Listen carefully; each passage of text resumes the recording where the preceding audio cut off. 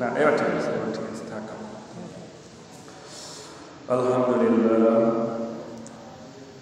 ইন্নাল হামদুলিল্লাহি ওয়াস সালাতু ওয়াস সালামু আলা রাসূলিল্লাহ, আম্মা বা'দ। সবাই আমার সঙ্গে পড়ুন, আউযু বিল্লাহি মিনাশ শাইতানির রাজীম। বিসমিল্লাহির রাহমানির রাহিম। আলিফ লাম মিম। যালিকাল কিতাবু লা রাইবা ফীহি হুদাল লিল মুত্তাকিন।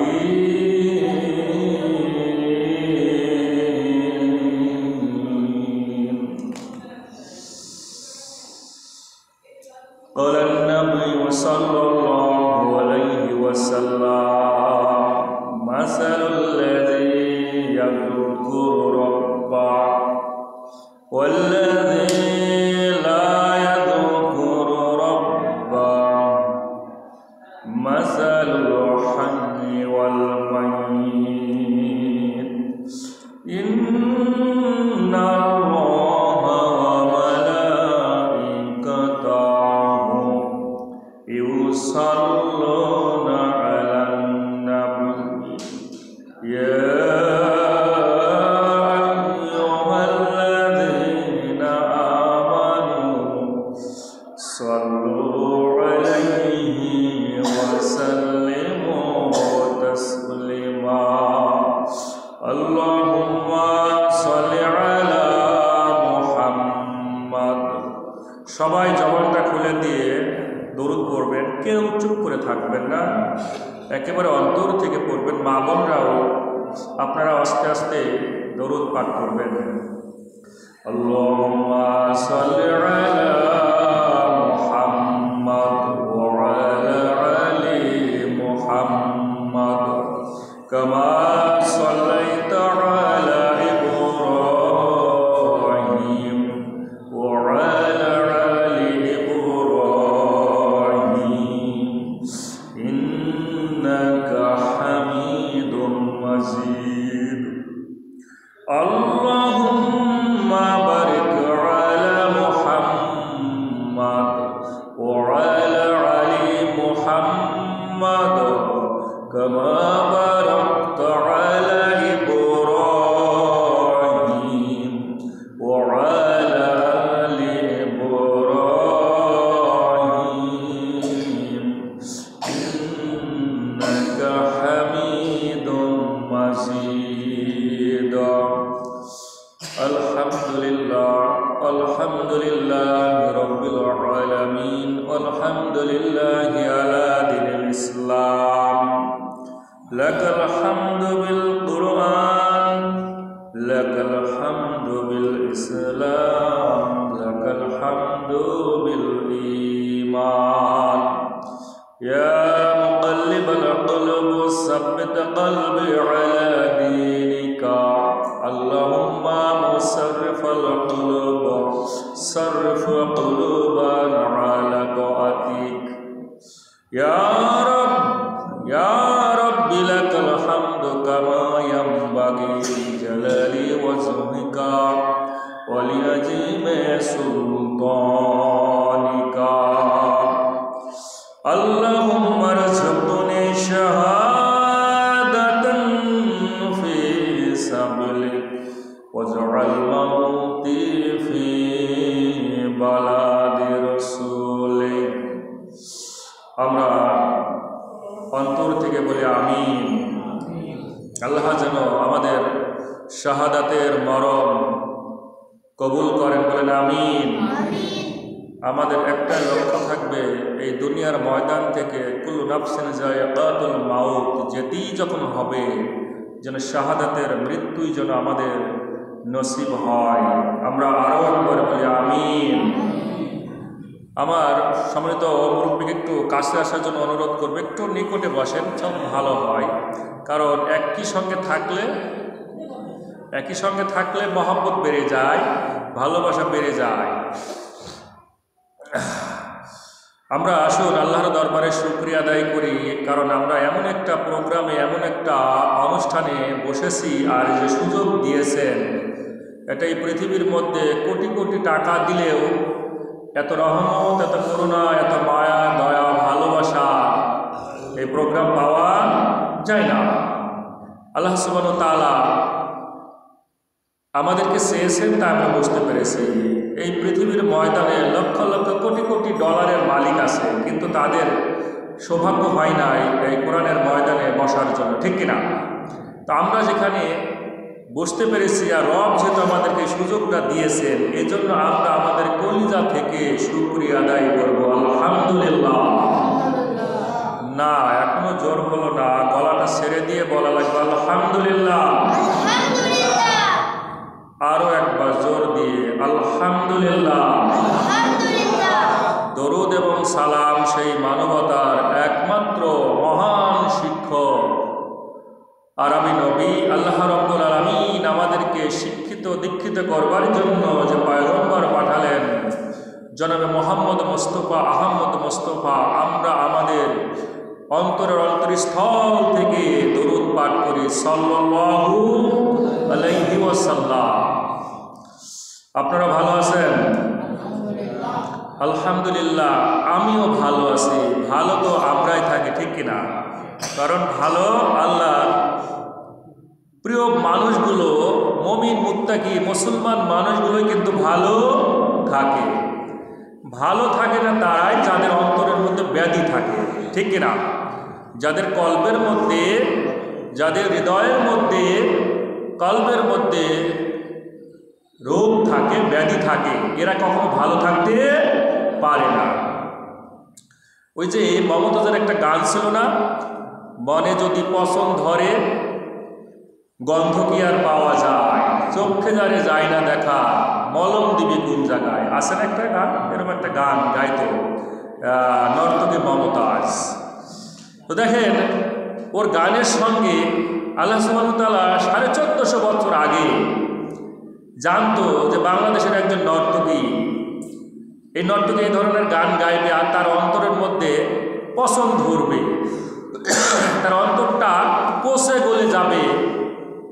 এই রোগটা শুধু ওর মধ্যে থাকবে না, ওর যারা সহচর, ওর যারা সমর্থন, ও যাদেরকে সমর্থন করে, এই সকল মানুষগুলোর কলবের মধ্যে, অন্তরের মধ্যে এই ধরনের ব্যাধি, এই পছন্দ ধরে গিয়েছে। সুতরাং এরা গন্ধও পায় না, আর মলম দেওয়ার জায়গাও পায় না। আল্লাহ কুরআনুল কারীমের মধ্যে বলেছেন, ফি কুলুবিহিম মারাদুন ফাযাদাহুমুল্লাহু মারাদ ওয়া লাহুম আযাবুন আলীম বিমা কানু ইয়াকযিবুন। বলে নাই সূরা, কোন সূরার মধ্যে? সূরা বাকারা। আজকে বাকারা নিয়ে আলোচনা হবে ইনশাআল্লাহ। সূরা বাকারার মধ্যে বলতেছে তাদের অন্তরের মধ্যে ব্যাধি আছে, রোগ আছে। আল্লাহ রাব্বুল আলামিন এই রোগটাকে আরো বাড়িয়ে দেন, এই রোগকে কমান না, তাদের অন্তরের মধ্যে আরো পছন্দ ধরিয়ে দেন। পচতে পচতে যখন শেষ হয়ে যায় কলবটা, আল্লাহ সুবহানাহু ওয়া তাআলা তাদেরকে জাহান্নামের কীট বানানোর জন্য মৃত্যুবরণ করান, তাদের জন্য শাস্তি, কারণ তারা মিথ্যাবাদী, মিথ্যা কথা বলে, ঠিক না?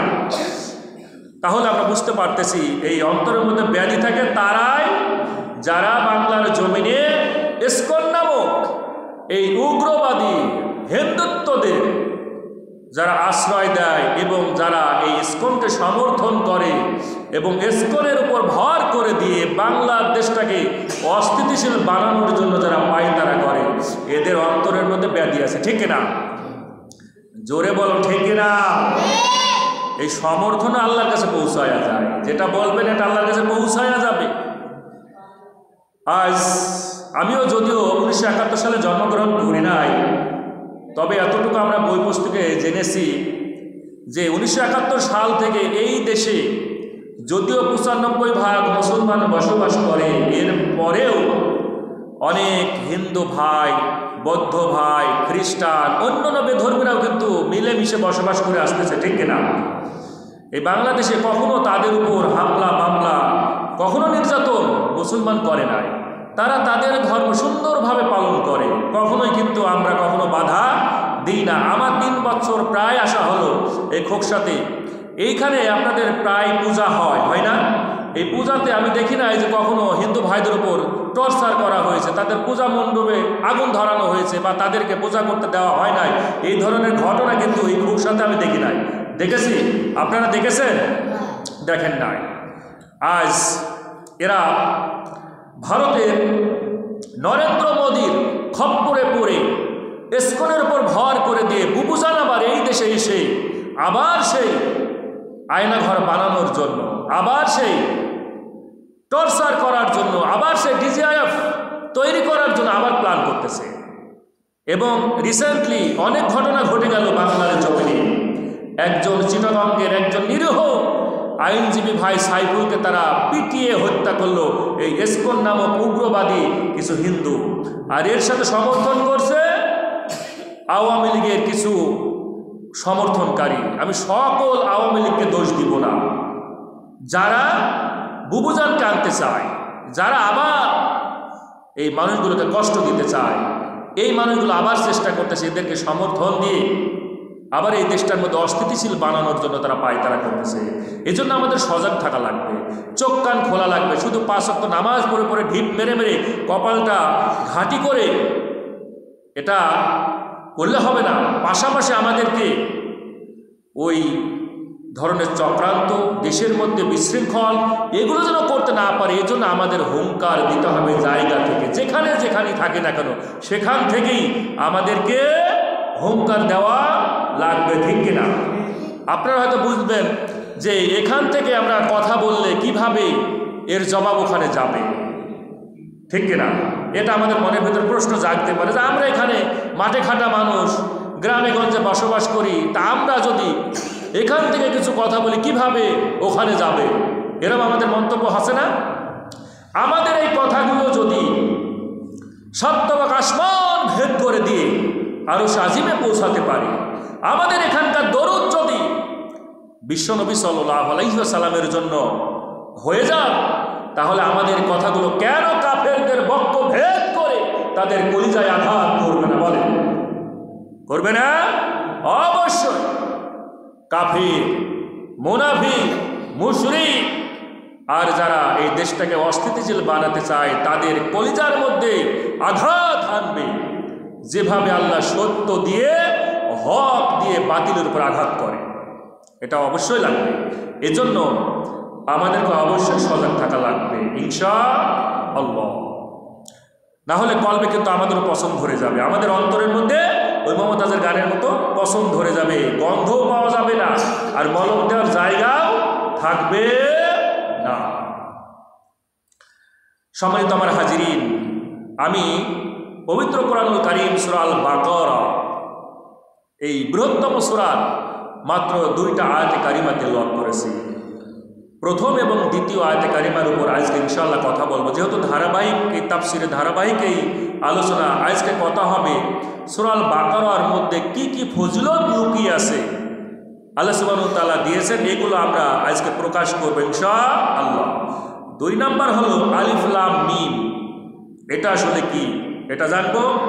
এরপরে যালিকাল কিতাবু লা রাইবা ফিহি হুদাল লিল মুত্তাকিন, জালিকা সম্পর্কে জানবো, আল কিতাব সম্পর্কে জানবো। এরপরে লা রাইবা ফিহি, এটা সম্পর্কে জানবো, হুদাল লিল মুত্তাকিন, এই অংশগুলো নিয়ে কথা বলে। যেহেতু তাফসীর, যেহেতু দারসুল কুরআন, শব্দগুলোর সঙ্গে সামঞ্জস্য রেখে কথা বলা লাগে।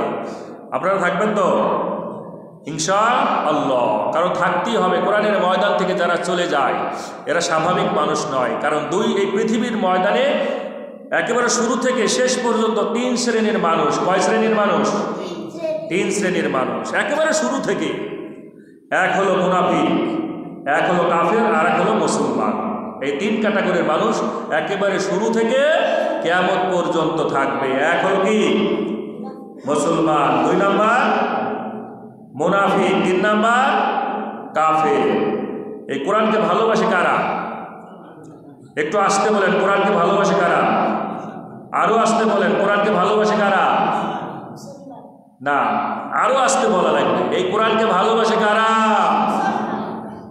যাক, এবার হয়েছে যে আসতে বলেছেন, মানে আমি যত বলতেছি আসতে বলে তত আসতেই বলতেছেন। আলহামদুলিল্লাহ, হুজুরের কথা যাই হোক আপনারা শুনতেছেন। আর একটা কথা শুনবেন, এই ময়দান থেকে উঠবেন না, যেহেতু হুজুরের কথা শুনতেছেন, আসতে বলতে বলতেছে আসতেই বলতেছেন। এই জন্য ইনশাল্লাহ আজকে আমরা অত্যন্ত গুরুত্বপূর্ণ কথাগুলো শুনব।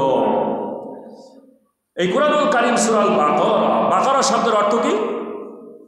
গাভী, গরু। এই গরু দিয়ে আল্লাহ সুবহানাহু ওয়া তাআলা একটা কুরআনুল কারীমের মধ্যে সূরা দিলেন, সূরা আল বাকারা 67তম 68তম আয়াত সূরা বাকারার মধ্যে এই বাকারা শব্দটা আল্লাহ দিয়েছেন, যার কারণে এই সূরাটার নামকরণ করা হয়েছে বাকারা। 114টা সূরার মধ্যে মাত্র 2টা সূরা আছে, যে 2টা সূরার নাম কিন্তু ওই সূরার মধ্যে নাই। একটা কি? সূরা ফাতিহা, আরেকটা সূরা ইখলাস। আরেকটা চাঞ্চল্যকর তথ্য, সূরা ফাতিহা, এই ফাতিহার ফা দিয়ে তো শুরু হয়, তাই না? কিন্তু এই ফা হরফটা ফাতিহার মধ্যে নাই, অথচ ফাতিহা সূরা বাদে 113টা সূরার মধ্যে এই ফা হরফটা আল্লাহ সুবহানাহু ওয়া তাআলা দিয়ে দিয়েছেন। কি চাঞ্চল্যকর তথ্য, সুবহানাল্লাহ বলেন। সূরা আল বাকারা কেন নামকরণ করলেন? 67 থেকে 73 পর্যন্ত গোবৎস নিয়ে মুসা আলাইহিস সালামের যুগের ঘটনাকে কেন্দ্র করে এই সূরাটার নামকরণ করা হয়েছে বাকারা। তদানীন্তন সময়ে মুসা কালিমুল্লাহর যুগে একজন প্রভাবশালী প্রতাপশালী মানুষ ছিল, ধন সম্পদের অভাব ছিল না, কিন্তু ভাগ্যক্রমে তার কোনো সন্তান ছিল না। অঢেল সম্পদের মালিক ছিল ওই লোকটা, কিন্তু তার কোনো সন্তান ছিল না। তার শুধু একজন ভাইপো, ভাইয়ের একটা ছেলে ছিল। একদিন চক্রান্ত করে ওই ভাইপো ভাইয়ের ছেলেটা চাচাকে হত্যা করে তার নিজের দরজা না রেখে অন্যের একটা দরজার কাছে লাশটাকে রেখে দিয়ে আসলো। সকালবেলায় গ্যাঞ্জাম শুরু হয়ে গেল। ভাস্তি বলল, ভাইপো বলল, আমার চাচাকে যে দরজার কাছে রাখা হয়েছে এই দরজার মালিক হত্যা করেছে। দরজার মালিক বলল, না, আমি হত্যা করি নাই, কারণ আমি কখনোই হত্যা করতে পারি না। এই নিয়ে একটা গ্যাঞ্জাম শুরু হয়ে গেল। এই ঘটনাটা চলে গেল মুসা আলাইহিস সালামের কাছে। আল্লাহ রাব্বুল আলামিন মুসা আলাইহিস সালামকে ওহী দিয়ে জানিয়ে দিলেন, হে মুসা, তুমি একটা গরু জবাই করো, আর এই গরুটা জবাই করার পর এক টুকরা মাংস এই মৃত ব্যক্তির স্পর্শ করো, জীবিত হয়ে যাবে, আর কে হত্যা করেছে এটা জানায়া দিবে। সুবহানাল্লাহ বলে। যে কথা সেই কাজ। ওহী পাওয়ার সঙ্গে সঙ্গে মুসা কালিমুল্লাহ গরুটাকে জবাই করলেন। এক টুকরা মাংস মৃত ব্যক্তির স্পর্শ করা হলো, লোকটা জেগে উঠে জানায়া দিল তাকে হত্যা করেছে তার সম্পদের জন্য তার ভাইপো। আজও যদি আমরা একটু চিন্তা করি, সেই মুসা আলাইহিস সালাম আজকের যুগ নয়, প্রায় 4000 বছর আগের কথা। এই যে গরু, এই গাভী নিয়ে তখনও কিন্তু কন্ট্রাডিকশন ছিল। আজকের যুগেও মুসলমানরা যখনই গরু জবাই করে হালাল জিনিসটাকে ভক্ষণ করে, বিশেষ করে বিজেপি এবং মোদি তার সমর্থন মানুষগুলো একের পর এক মুসলমানদেরকে পিটিয়ে হত্যা করতেছে, ঠিক না? ভারতে কত মানুষকে, একমাত্র কারণ তারা গরুকে দেবতা ভাবে, তারা মা ভাবে। তারা মনে করে গরু আমাদের দেবতা, আমাদের মা, পবিত্র জিনিস, আর আমাদের মাকে, আমাদের এই দেবতাকে তোমরা জবাই করে খাবা। এই উগ্রবাদী হিন্দু এই মানুষগুলো কিন্তু এই ধরনের চিন্তা করে। দেখেন কত মুসলমানকে তারা হত্যা করলো, অথচ এই গরুর চামড়া দিয়ে জুতা বানায় এই হিন্দু ভাইরা, পায়ে দিয়ে জুতা পায়ে দেয় না, তারা কিন্তু চলাচল করে। তখন কোথায় থাকে তাদের সেই মায়া, তাদের দেবতা, তাদের মায়ের ভালোবাসা কোথায় থাকে? যখন তারা জুতা পায়ে দেয় এই গরু চামড়া ব্যবহার করে দিয়ে, ঠিক কিনা? আজ তারা এই গরুকে কেন্দ্র করে মুসলমান নিধনের তাদের একটা পায়তারা, ঠিক কিনা? গরুকে কেন্দ্র করে, গরুর সোনা তোমরা খাও, সোনা খাও, তোমরা কেমন দেবতা ভোজন করো। সুতরাং এই ধরনের কাজ যারাই করবে আল্লাহর কাছে অবশ্যই তোমাদেরকে জবাবদিহি করা লাগবে। এই হলো সূরা বাকারার মূল থিম। এই বাকারাটা নামকরণের পেছনে দেখেন, সূরা আল বাকারার এই ৬৭তম আগে যদি আমরা খেয়াল করি, ৬৫তম আয়াতের ভিতরে একটা ঘটনা আল্লাহ সুবহানাহু ওয়া তাআলা ওই যুগে দিয়েছিলেন। ওই যুগে বলতে হযরত দাউদ আলাইহিস সালামের যুগের ঘটনা। আমি চিন্তা করতেছি আয়াতে কারিমাটা নিয়ে, যে আল্লাহ সুবহানাহু ওয়া তাআলা বললেন, ওয়ালাকাদ আলিমতুমুল্লাযীনা তাদাউ মিনকুম ফিস সাবতি ফাকুলনা লাহুম কুনু কিরাদাতান খাসিন। শনিবার সম্পর্কে, শনিবার নিয়ে তারা যে সীমালঙ্ঘন করেছিল, এই দিনটা নিয়ে তাদের যে মাছ ধরা নিষেধ ছিল, এই নিষেধ করার পরেও যারা এই শনিবারটাকে নিয়ে সীমালঙ্ঘন করলেন, আল্লাহ সুবহানাহু ওয়া তাআলা তাদেরকে বানর বানায় দিলেন। কি বানায় দিলেন? বানর বানায় দিলেন।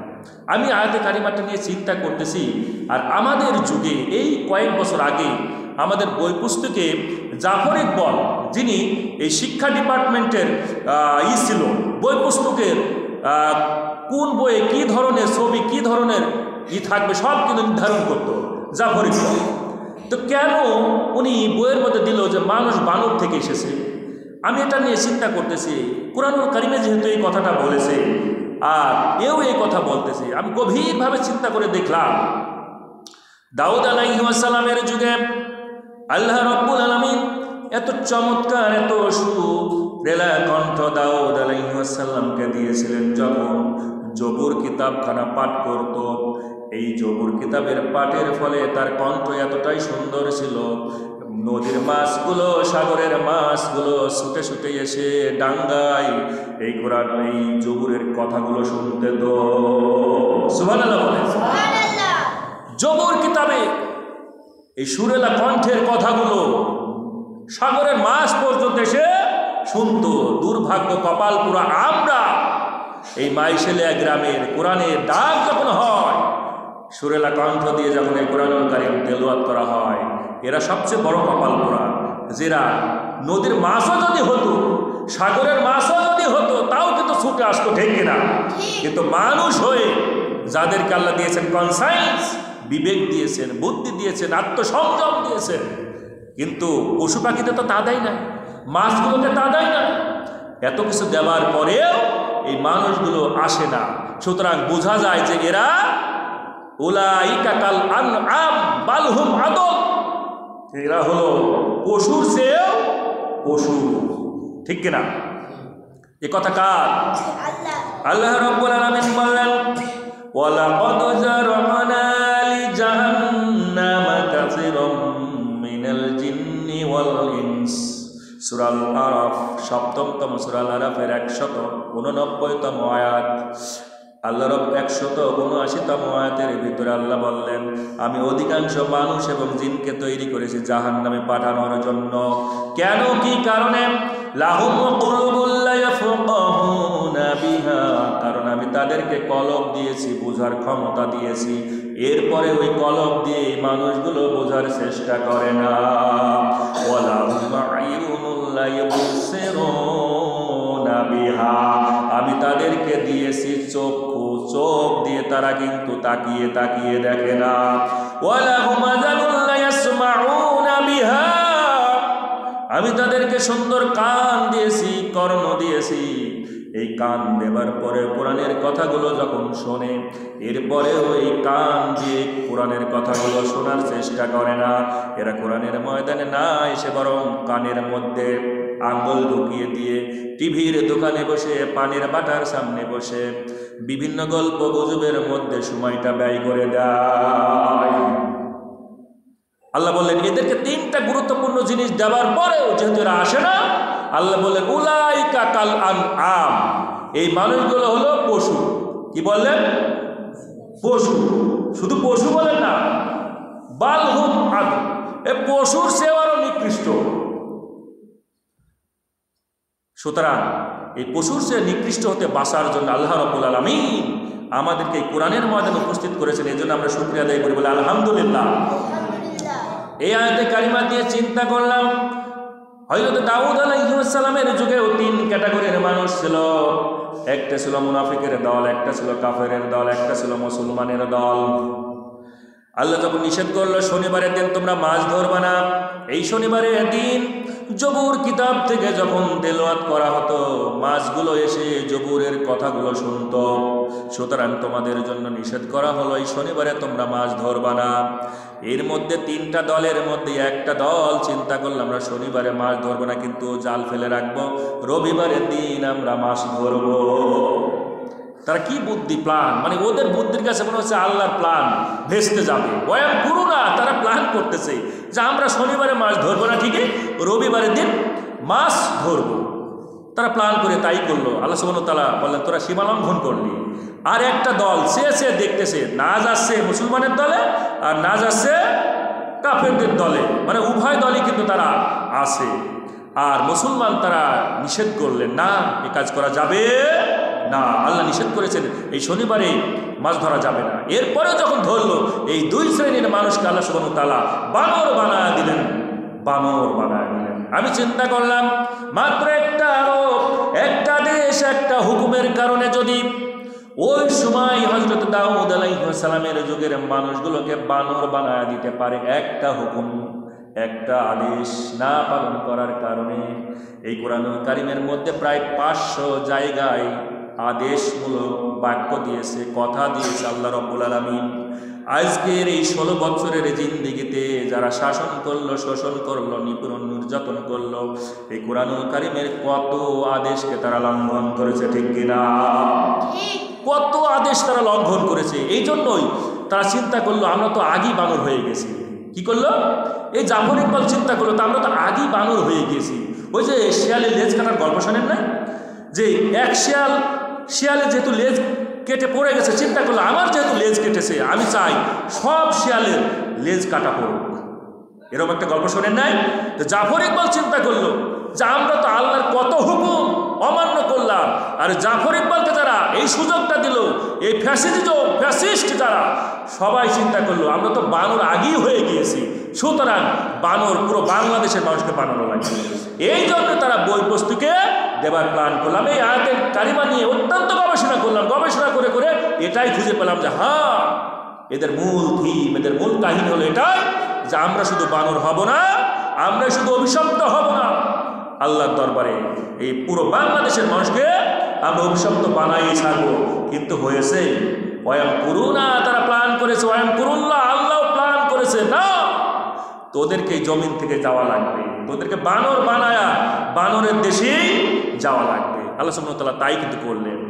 দেখেন এই কোরআনুল কারীম সব সময় সত্যের পক্ষে, সত্য দিয়ে বাতিলের উপর আঘাত করে, আর বাতিল খান হয়ে ভেঙ্গে চুরমার হয়ে যায়, ঠিক কিনা? এই সূরা বাকারা, আমরা বাকারা সম্পর্কে জানলাম। টোটাল আয়াতে কারিমা হলো 286 খানা। এর 1 থেকে 141 পর্যন্ত প্রথম পারা, 142 থেকে 252 পর্যন্ত দ্বিতীয় পারা, 253 থেকে 286 পর্যন্ত তৃতীয় পারার মধ্যে চলে গিয়েছে। সুবহানাল্লাহ বলবেন না? এর টোটাল রুকু হলো 40টা, কিন্তু সিজদার সংখ্যা আল্লাহ দেয় নাই। এর টোটাল আয়াতে কারিমা 286 খানা, টোটাল শব্দ হলো 6221টা। বলেন সুবহানাল্লাহ। কত? 6221টা টোটাল শব্দ। আর কোরআনুল কারীমে টোটাল শব্দ হলো 77,800টা। তার মধ্যে 6,221টাই সূরা বাকারার মধ্যে দিয়েছেন। এবং এই সূরা বাকারা টোটাল হরফের সংখ্যা 25,500টা। সুবহানাল্লাহ বলেন। বৃহত্তম সূরা মাদানী যুগের এই সূরাটি মাদানী যুগেই নাজিল হয়েছে, সূরা বাকারা। এই সূরার যে বিষয়বস্তু, রিসালাতের কথা বলা হয়েছে, আখিরাতের কথা বলা হয়েছে, তাওহীদের কথা বলা হয়েছে। এই সূরার মধ্যে প্রথম 4টা আয়াতে আল্লাহ রাব্বুল আলামিন মুসলমানদের, মুমিনদের, মুত্তাকিদের প্রশংসা করেছে। বলেন সুবহানাল্লাহ। পরবর্তী 6 নম্বর আয়াত এবং 7 নম্বর আয়াত, এই 2টা আয়াতে কাফেরদের ব্যাপারে কি করেছেন? আল্লাহ সুবহানাহু ওয়া তাআলা লানত করেছেন, কাফেরদেরকে কি করেছেন? আল্লাহ নিন্দা করেছেন। আর ৮ম থেকে ২০তম আয়াত, এই ১৩টা আয়াতের মধ্যে আল্লাহ রাব্বুল আলামিন মুনাফিকদের ব্যাপারে চাঞ্চল্যকর তথ্য দিয়েছেন। বলেন কয়টা হলো? কয় শ্রেণী? এই ৩ শ্রেণী। ১ হলো মুসলমান, মুমিন মুত্তাকি, ২ হলো কাফের, ৩ নাম্বার হলো মুনাফিক। এই ৩ ক্যাটাগরির ব্যাপারই আল্লাহ এই বাকারার মধ্যে ঢুকিয়ে দিয়েছেন। এই সূরার এমন একটা ফজিলত, বাকারা সম্পর্কে কত ফজিলত আল্লাহ দিয়েছেন, আমি অনেকগুলো তাফসিরে ঘেটে ঘেটে, অনেক হাদিসগুলো ঘেটে ঘেটে আজকে আপনাদের সামনে কিছুটা উপস্থাপন করব। এমন একটা সূরা আল্লাহ রাব্বুল আলামিনের হাবিব বিশ্বনবী বললেন, কেউ যদি সূরাল বাকারা তেলাওয়াত করে ওই ঘরে কখনো শয়তান প্রবেশ করতে পারে না।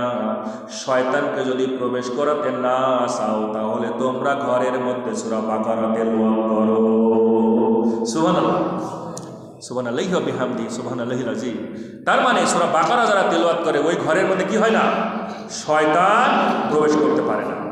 আল্লাহর হাবিব বললেন, প্রত্যেকটা জিনিসের শীর্ষ সূরা থাকে। এই কুরআনুল কারীমের মধ্যে শীর্ষ সূরা সেটা হলো সূরাল বাকারা। আর বাকারার মধ্যে শীর্ষ সবচেয়ে গুরুত্বপূর্ণ, সবচেয়ে বড় তাৎপর্যপূর্ণ আয়াতে কারিমা হলো আয়াতুল কুরসি। সুবহানাল্লাহ বলেন। অনেক মা বোনেরা প্রশ্ন করে, আয়াতুল কুরসি দিয়ে কি নামাজ পড়া যাবে? হ্যাঁ, অনেকে প্রশ্ন করে। তারা মনে করে যে এটা শুধু ফু দেওয়ার আয়াত। এটা কি? ফু দেওয়ার আয়াত, বুকে ফু দেওয়া লাগে, এটা ফু দেওয়ার আয়াত না। এটা আপনার সূরাল বাকারা 255তম আয়াত। এটা দিয়ে আপনি নামাজ পড়তে পারবেন, দ্বিধার সে কোনো সমস্যা নাই। আরো অনেক ফজিলতপূর্ণ সূরাল বাকারা এমন একটি সূরা, আল্লাহ রাব্বুল আলামিনের হাবিব বিশ্বনবী বললেন, কাল কিয়ামতের ময়দানে কঠিন মুহূর্তে মাথার উপর যখন সূর্যটা নেমে আসবে, মানুষগুলো যখন অস্থির হয়ে যাবে, ঘরমাক্ত হয়ে যাবে, কঠিন পরিস্থিতিতে যারা সূরা বাকারা তেলাওয়াত করতো, বাকারা আমল করতো, আল্লাহ রাব্বুল আলামিন ওই কিয়ামতের ময়দানে 2 খণ্ড ছায়া, 2 খণ্ড অথবা 2 খণ্ড মেঘ অথবা একজাত পাখি দিয়ে আল্লাহ ওই মানুষগুলোর মাথার উপর ছায়ার ব্যবস্থা করে দিবে। আরো আসতে বলেন সুবহানাল্লাহ। মনে হচ্ছে আপনারা খুব কষ্টের মধ্যে আছেন। এই সূরা বাকারা তেলাওয়াত করলে কিয়ামতের ময়দানে হেফাজত করবেন কে? আল্লাহ। আল্লাহ সুবহানাহু ওয়া তাআলা। একটা দলকে আল্লাহ রাব্বুল আলামিন যুদ্ধের ময়দানে পাঠাবেন। আল্লাহর হাবিব বিশ্বনবী একটা অভিযানে পাঠাবেন একটা ছোট্ট দলকে, কিন্তু সেনাপতি কাকে বানাবেন? সেনা প্রধান কাকে বানাবেন? এই নিয়ে চিন্তায় পড়লেন। রাসূল জিজ্ঞেস করলেন, ও আমার সাহাবীরা, তোমাদের মধ্যে কে কোন সূরা জানো একটু বলো। এক একজন বলতেছে, ইয়া রাসূলুল্লাহ আমি সূরা নিসা জানি, কেউ বলতেছে সূরা আলে ইমরান জানি, কেউ বলতেছে সূরা মাইদা জানি। এইভাবে সবাই বলতেছে। ওই দলের মধ্যে সবচেয়ে কনিষ্ঠ, সবচেয়ে ছোট্ট একটা বালক রাসূলকে বললেন, ইয়া রাসূলুল্লাহ ইয়া হাবিবাল্লাহ আমি সূরা বাকারা জানি। রাসূল বললেন, শোনো, এই দলের মধ্যে এই সর্বকনিষ্ঠ ছেলেটাই হবে তোমাদের সেনা প্রধান। সুবহানাল্লাহি ওয়া বিহামদিহি, সুবহানাল্লাহিল আযীম। তার মানে সূরাল বাকারা যেমন শীর্ষ সূরা, আর এটা যারা জানে, এটার উপর যারা আমল করে, সেও হবে কি? সেনা প্রধানের দায়িত্ব পালন করবে, সেনাপতির দায়িত্ব পালন করবে। আল্লাহ রাসূলের একজন সাহাবী হযরত আবু সাঈদ খুদরি রাদিয়াল্লাহু তাআলা আনহু বর্ণনা করতেছেন হাদিসখানা। রাসূলের সঙ্গে একটা নয়, দুইটা নয়, 12টা যুদ্ধে অংশগ্রহণ করেছিল আবু সাঈদ খুদরি রাদিয়াল্লাহু তাআলা আনহু বর্ণনা করতেছেন। রাসূলের একজন ছাত্র নাম হলো উসাইদ, কুরআনুল কারীম তেলাওয়াত করতেছে সূরা বাকারা। এই বাকারা সূরা যখন তেলাওয়াত করতেছে, ঘোড়াটা লাফালাফি করতেছে রাতের বেলায়। উসাইদ রাদিয়াল্লাহু তাআলা আনহু চিন্তা করলাম, আমি যখনই সূরা বাকারা পড়তেছি এই ঘোড়াটা লাফালাফি করতেছে, কারণটা কি? তিনি কুরআনুল কারীম পড়া বন্ধ করলেন, ঘোড়া লাফালাফি বন্ধ করে দিল। আবার যখন সূরা বাকারা তেলাওয়াত করতেছে, ঘোড়াটা লাফালাফি করতেছে।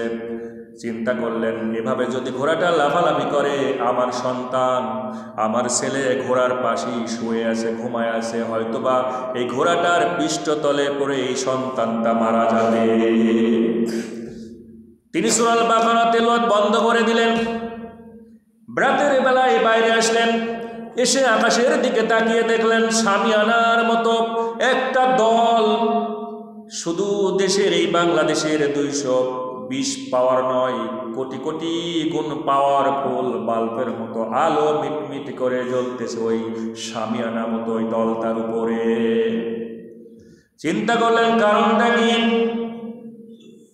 আবার যখন তিনি ঘরের ভিতরে চলে গেলেন, এরপরে বাইরে এসে কোরআনুল কারীম পড়া বন্ধ করলেন, সূরা বাকারা বন্ধ করলেন। এরপরে এসে দেখলেন আর আকাশের উপরে সেই শামিয়ানার মতো ওই দলটা নাই, আলো জ্বলে না। সকালবেলায় বিশ্বনবীর কাছে গিয়ে জিজ্ঞেস করলেন, ইয়া রাসূলুল্লাহ, ইয়া হাবিবাল্লাহ, আমি যখন কোরআনুল কারীম সূরা আল বাকারা তেলাওয়াত করতেছিলাম, এমন সময় দেখতে পেলাম আমার ঘোড়াটা লাফালাফি করতেছে। আমি ভাবলাম এইভাবে যদি লাফালাফি করে আমার সন্তানটা মারা যাবে। আমি বাকারা তেলাওয়াত করা বন্ধ করে দিলাম, বাইরে আসলাম। বাইরে এসে তাকায়া দেখি আকাশের মধ্যে শামিয়ানার মতো অসংখ্য কারা যেন দল বেঁধে বসে আছে, আর চতুর্দিকে এত আলোকিত। বিশ্বনবী শুনে বললেন, উসাইদ, তুমি কেন কোরআনুল কারীম পড়া বন্ধ করলে? কেন তুমি সূরা বাকারা পড়া বন্ধ করলে? তুমি যদি বাকারা তেলাওয়াত করতে থাকতে, সকাল পর্যন্ত ওই শামিয়ানার মতোই আলোকিত দলটা থাকতো, পৃথিবীর মানুষগুলো তাদের নিজ চোখে দেখতে পেত।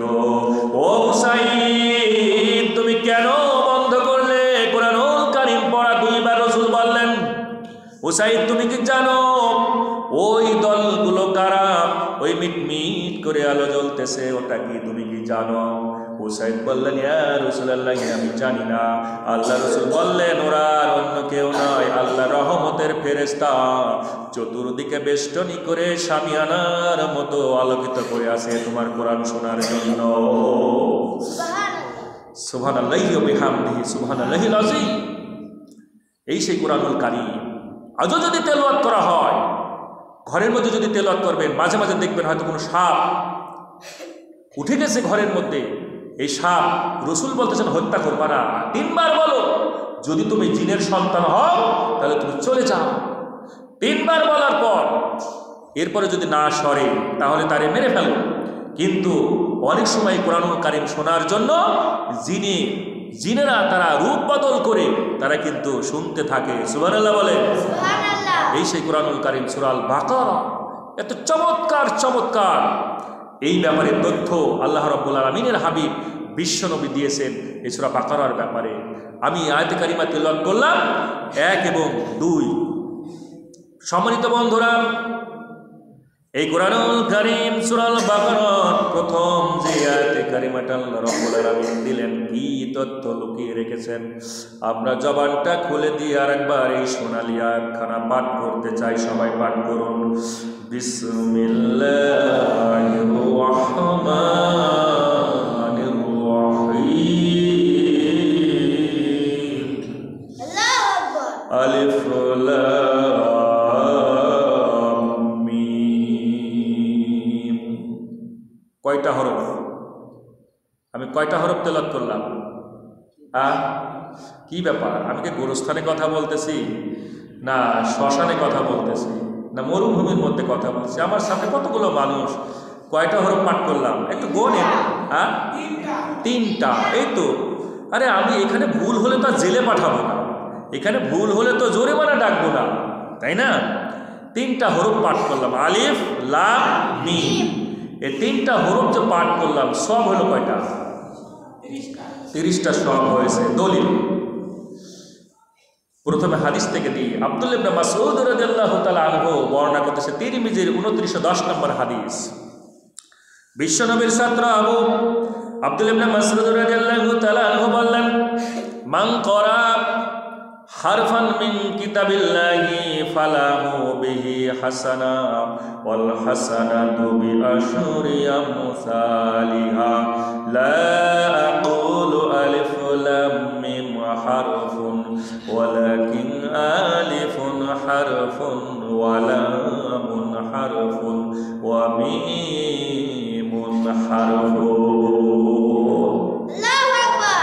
মান করা মানে যে ব্যক্তি তেলাওয়াত করে, পাঠ করে, মিন কিতাবিল্লাহি, এই কিতাব থেকে। কোথায় থেকে?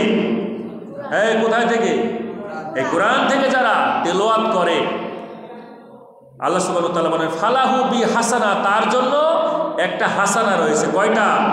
একটা হাসানা, একটা সওয়াব আছে। রাসূল বললেন ওয়াল হাসানাতু বি আশরি আমসালিহা, আর একটা সওয়াবকে আল্লাহ গ্রেস দিয়ে 10 গুণ বাড়ায় দিয়ে 10টা করে দেন। বলেন সুবহানাল্লাহ।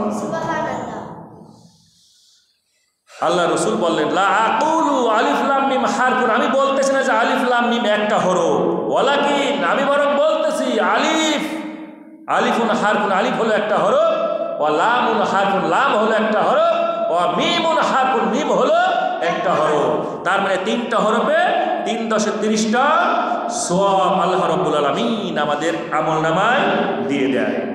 কোরআনুল কারীম সূরা আনআম 6তম সূরা নামের 160তম আয়াতে কারিমার মধ্যে আল্লাহ রাব্বুল আলামিন ডাক দিয়ে বললেন মান জাআ বিল হাসানাতি ফালাহু আশরু আমসালিহা ওয়া মান জাআ বিস সাইয়্যাতি ফালা ইউজজা ইল্লা মিসলাহা ওয়া হুম লা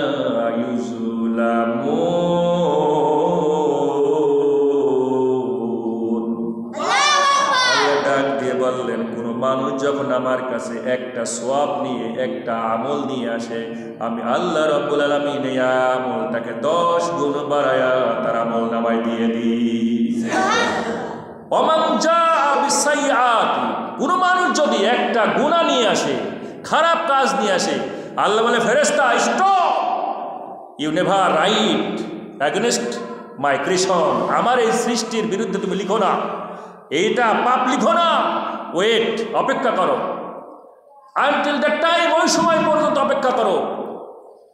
মাই creation, my slave, if forgive me, যদি আমার কাছে ক্ষমা চায় আমি ক্ষমা করে দিব। বলেন সুবহানাল্লাহ। বান্দা যখন অন্যায় করে, অপরাধ করে, ফেরেশতারা সহজে লেখে না, একটু সময় নেয় যে আমার গোলাম হয়তো আমার কাছে ক্ষমা চাইবে। ফেরেশতারা লেখে না যখন বান্দা আর ক্ষমা চায় না, রাত পেরিয়ে যায়, সময় গড়িয়ে যায়, তখন আল্লাহ বলে যা পাপ করেছে ওটাই লেখো, 10 গুণ দেবার দরকার নয়। রহমতের মালিক কে? আমার আল্লাহ। তিনি রহমান, তিনি রহিম, তিনি গফুর, তিনি গফফার। আল্লাহ সুবহানাহু ওয়া তাআলা আমাদের ক্ষমা করার জন্য, জান্নাতে নেবার জন্য কত গ্রেস আমাদেরকে দিতেছে, ঠিক কিনা? দিতেছে না? দিতেছে। কিন্তু আমরা এই মাহরুম হয়ে গেছি, ভালো ভালো কাজ থেকে একেবারে ফিরে এসেছি, আর খারাপের মধ্যে ডুবে আছি, কিন্তু আমরা কখনোই আল্লাহর কাছে তওবাও করি না, ক্ষমাও চাই না। সুতরাং আল্লাহ সুবহানাহু ওয়া তাআলা আমরা যত ভালো কাজ করব, আল্লাহ রাব্বুল আলামিন আমাদেরকে জান্নাতের পথ সহজ করে দেবার জন্য এই আমলগুলোকে কোটি কোটি গুণ বাড়ায়া দেয়। আরেকবার বলেন সুবহানাল্লাহ। তাহলে আমরা বুঝতে পারলাম যে আলিফ লাম মিম এটা হলো হুরুফে মুকাত্তাত। এটা কি বলে? হুরুফে মুকাত্তাত। শোনেন, এটা হলো আসলে দারসুল কোরআন বা তাফসীরুল কোরআন, এই ধারাবাহিকভাবে আলোচনা শুনতে গেলে ধৈর্য লাগে।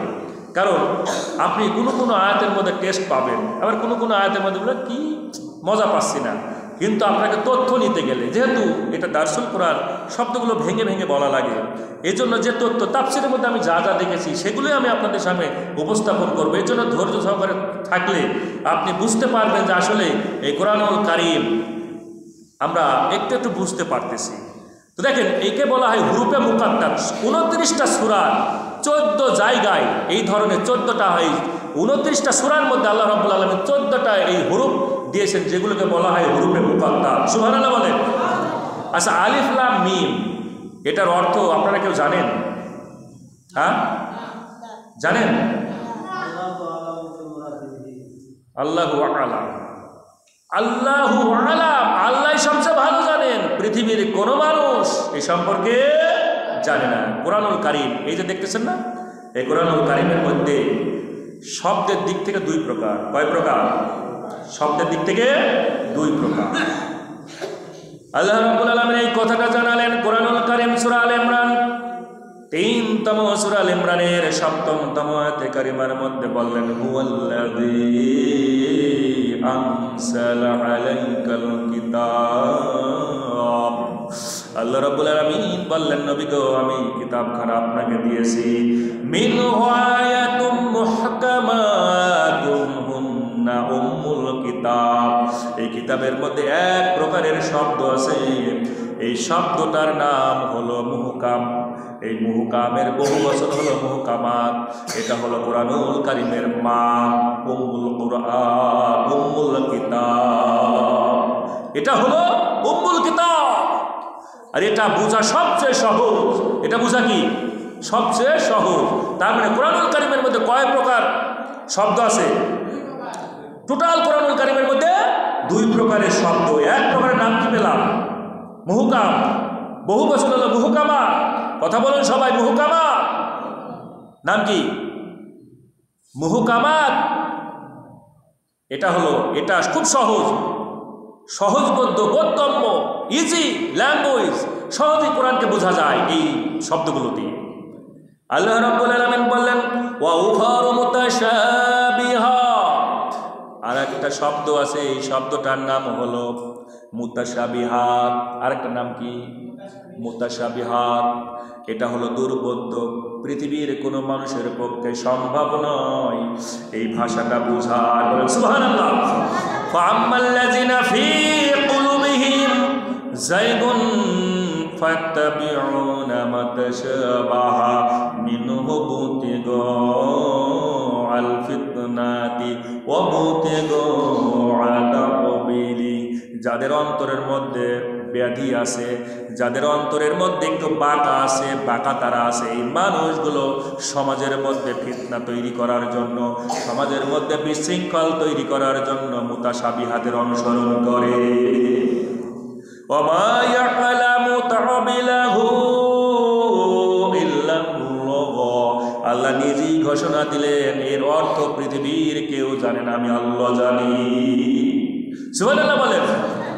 ওয়ারাসিখুনা ফিল ইলমি ইয়াকুলুনা আমান্না বিহি কুল্লুম মিন ইনদি রাব্বিনা ওয়া মা ইয়াযাক্কারু ইল্লা উলুল আলবাব।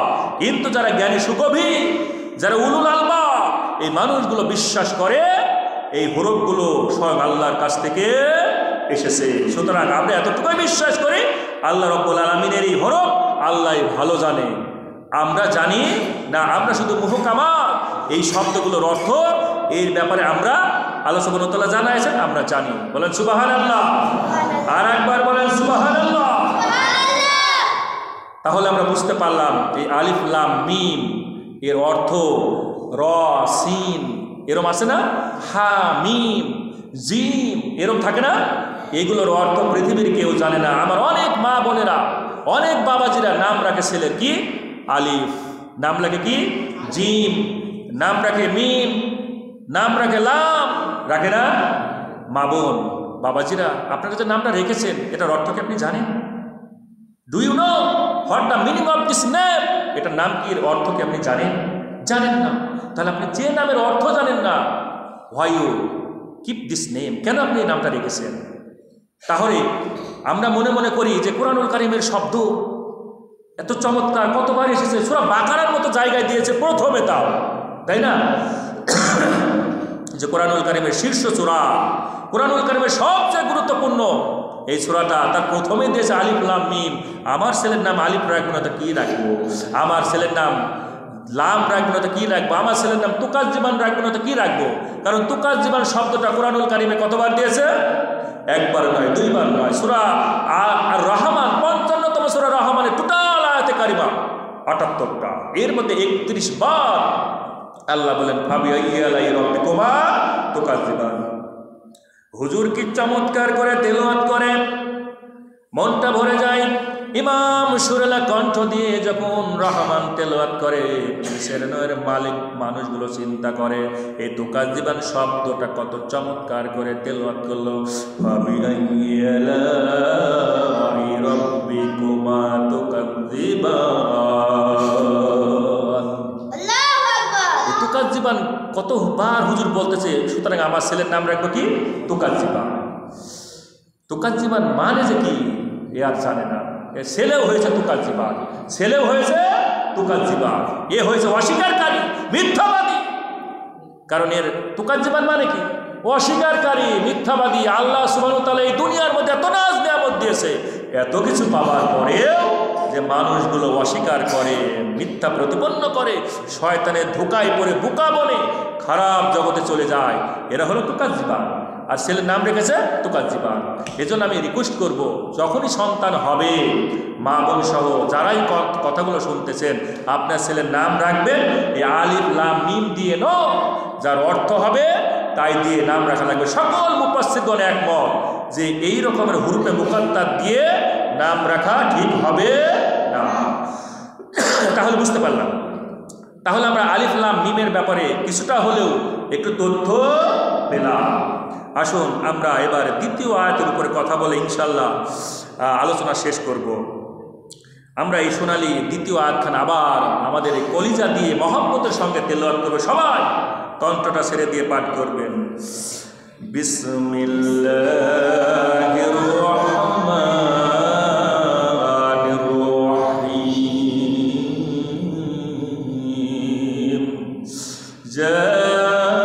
যালিকাল কিতাবু লা রাইবা ফীহি হুদাল লিল মুত্তাকিন।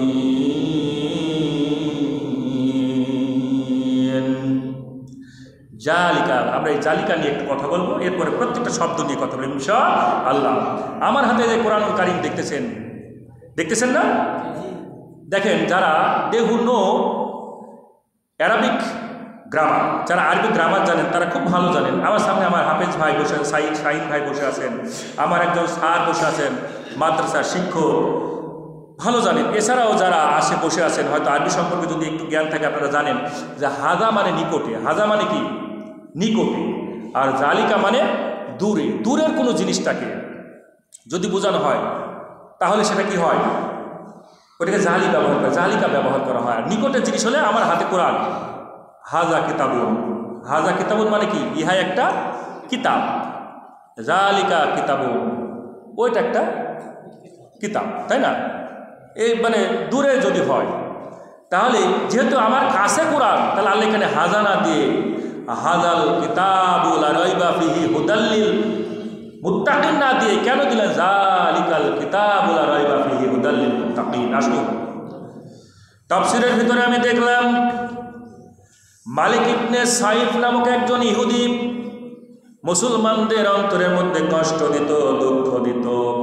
মুসলমানদেরকে বলতো, সাহাবা আজমাইনদেরকে বলতো, তোমরা যে কোরআন পড়ো, যে কিতাবখানা পড়ো, এই কিতাবখানা ওই কিতাব নয়, ওই লাউহে মাহফুজের কিতাব নয়, বরং এই কিতাবখানা অন্য কিতাব।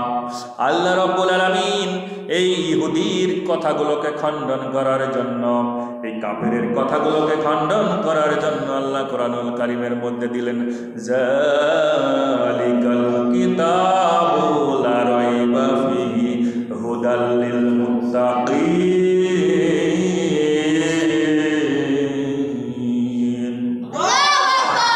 আল্লাহ বলেন ওই সেই কিতাব, ওই এই কিতাবটা হচ্ছে ওই কিতাব যা মুত্তাকিদের জন্য পথ নির্দেশ করে। বুঝাতে পারলাম? এই কাফেরের কথা খণ্ডন করার জন্য, ইহুদি মালিক ইবনে সাইফের কথা খণ্ডন করার জন্য আল্লাহ রাব্বুল আলামিন জালিকা ব্যবহার করলেন। সুবহানাল্লাহ বলেন। কিতাব, এই কিতাবের আগে আল্লাহ রাব্বুল আলামিন কি দিলেন? আলিফ লাম ব্যবহার করে নাই। এই দেখবেন জালিকাল কিতাব, এই কিতাবের আগে আলিফ লাম দিলেন। আল কিতাব, কোরআনুল কারীমের মধ্যে এই কোরআন একটা নাম, এই রকমের ৭২টা নাম এই কিতাবের আল্লাহ দিয়েছেন। সুবহানাল্লাহ বলেন। পৃথিবীর মধ্যে যত রাইটার, যত বই লিখেছে, যত রকমের বই লিখেছে, একটা বইয়ের নাম একটা হতে পারে, দুইটা হতে পারে, কিন্তু এই কোরআনুল কারীমের কয়টা নাম? তাফসীরবিদ গবেষণা করে ৭২টা নাম খুঁজে পেয়েছেন। কয়টা? ৭২টা নাম। তার মধ্যে একটা নাম হলো আল কিতাব। সুবহানাল্লাহ বলেন। আল্লাহ রাব্বুল আলামিন এই কিতাবের আগে আল কেন দিলেন? আলিফ লাম কেন ডেরিভেটিভ? আল্লাহ রাব্বুল আলামিন কেন আর্টিকেল ব্যবহার করলেন? আমরা যারা ইংলিশে পড়াশোনা করেছি, there are two types of article, one kind of definite, another is indefinite. Indefinite means am, আর definite mean হলো the আর am। এটার একটু ব্যাখ্যা দিলে আপনারা বুঝতে পারবেন সুন্দরভাবে। এখানে অনেকগুলো বই আছে টেবিলের উপরে। আমি যদি বলি আই নিড এ বুক, কি বললাম? I need a book. I want a book, আমার একটা বই চাই। আই নিড এ বুক, আমার একটা বই প্রয়োজন। তাহলে আপনারা কোন বই দিবেন?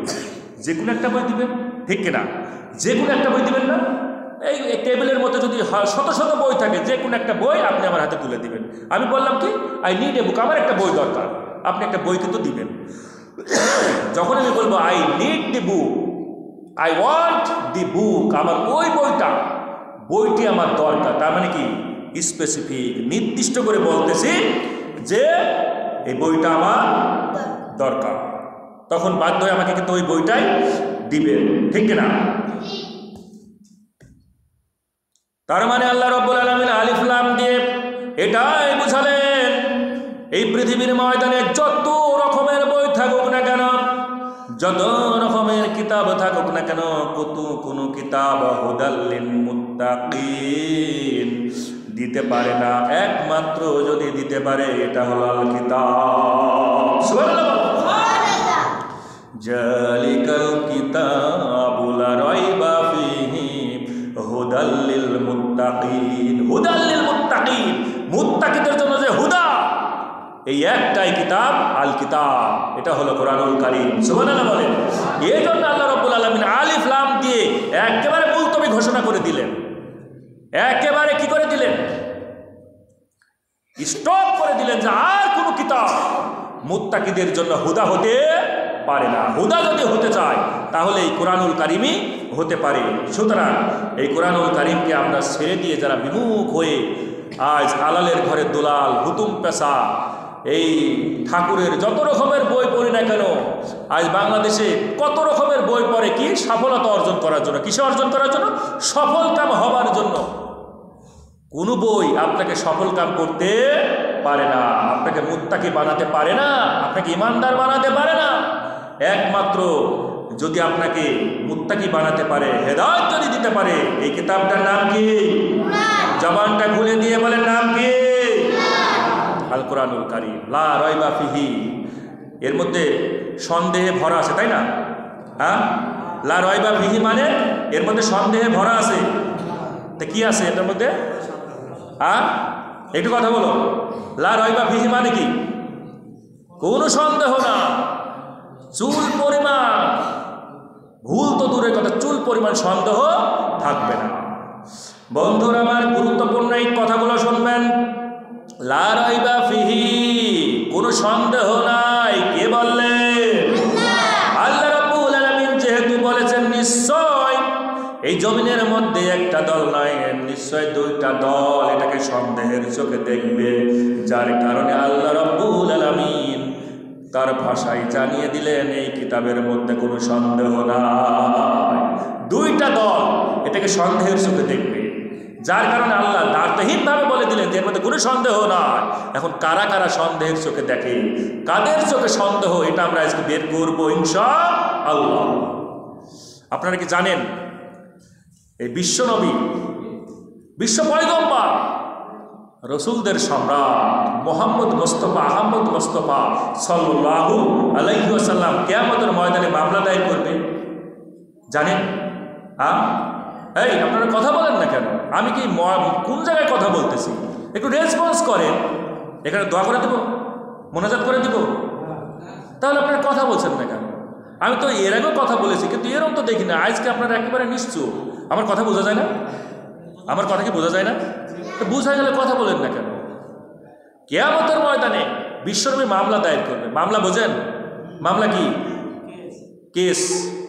বিশ্বনবী যদি মামলা দায়ের করে আল্লাহর কাছে, যাদের বিরুদ্ধে, তারা কি বাঁচতে পারবে? হ্যাঁ, এখন কাদের বিরুদ্ধে মামলা দায়ের করবে? এই মামলায় কি আমরাও কি আটকে পড়বো নাকি? এগুলো জানা দরকার আছে না? কারা মামলার আসামি হবো? আমরা তো হতে পারি, ঠিক না? আল্লাহ রাব্বুল আলামিনের বিশ্ব নবী কিয়ামতের ময়দানে মামলা দায়ের করবেন। এই কথাগুলো আল্লাহ নিজেই দিয়েছেন কোরআনুল কারীম সূরা ফুরকান। কোন সূরা? ফুরকান। 25তম সূরা ফুরকানের 30তম আয়াতে কারিমার মধ্যে আল্লাহ ঘোষণা দিলেন, একটু জিকির করে, লা ইলাহা ইল্লাল্লাহ, লা ইলাহা ইল্লাল্লাহ। একটু মহব্বতে জোরে জোরে।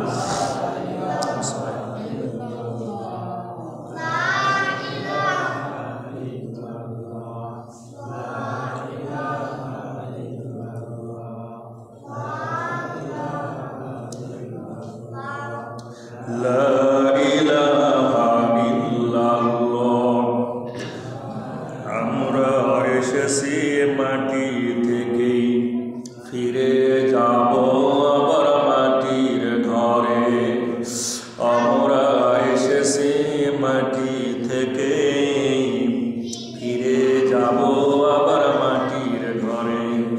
মাটি যদি হয় জান্নাতি বান, বিশ্ব নবীর শাফাআতে, আল্লাহ তাআলা রহমতে, লা ইলাহা ইল্লাল্লাহ, লা ইলাহা ইল্লাল্লাহ। জোরে জোরে, লা ইলাহা ইল্লাল্লাহ, লা ইলাহা ইল্লাল্লাহ, মুহাম্মাদুর রাসূলুল্লাহ সাল্লাল্লাহু আলাইহি ওয়াসাল্লাম।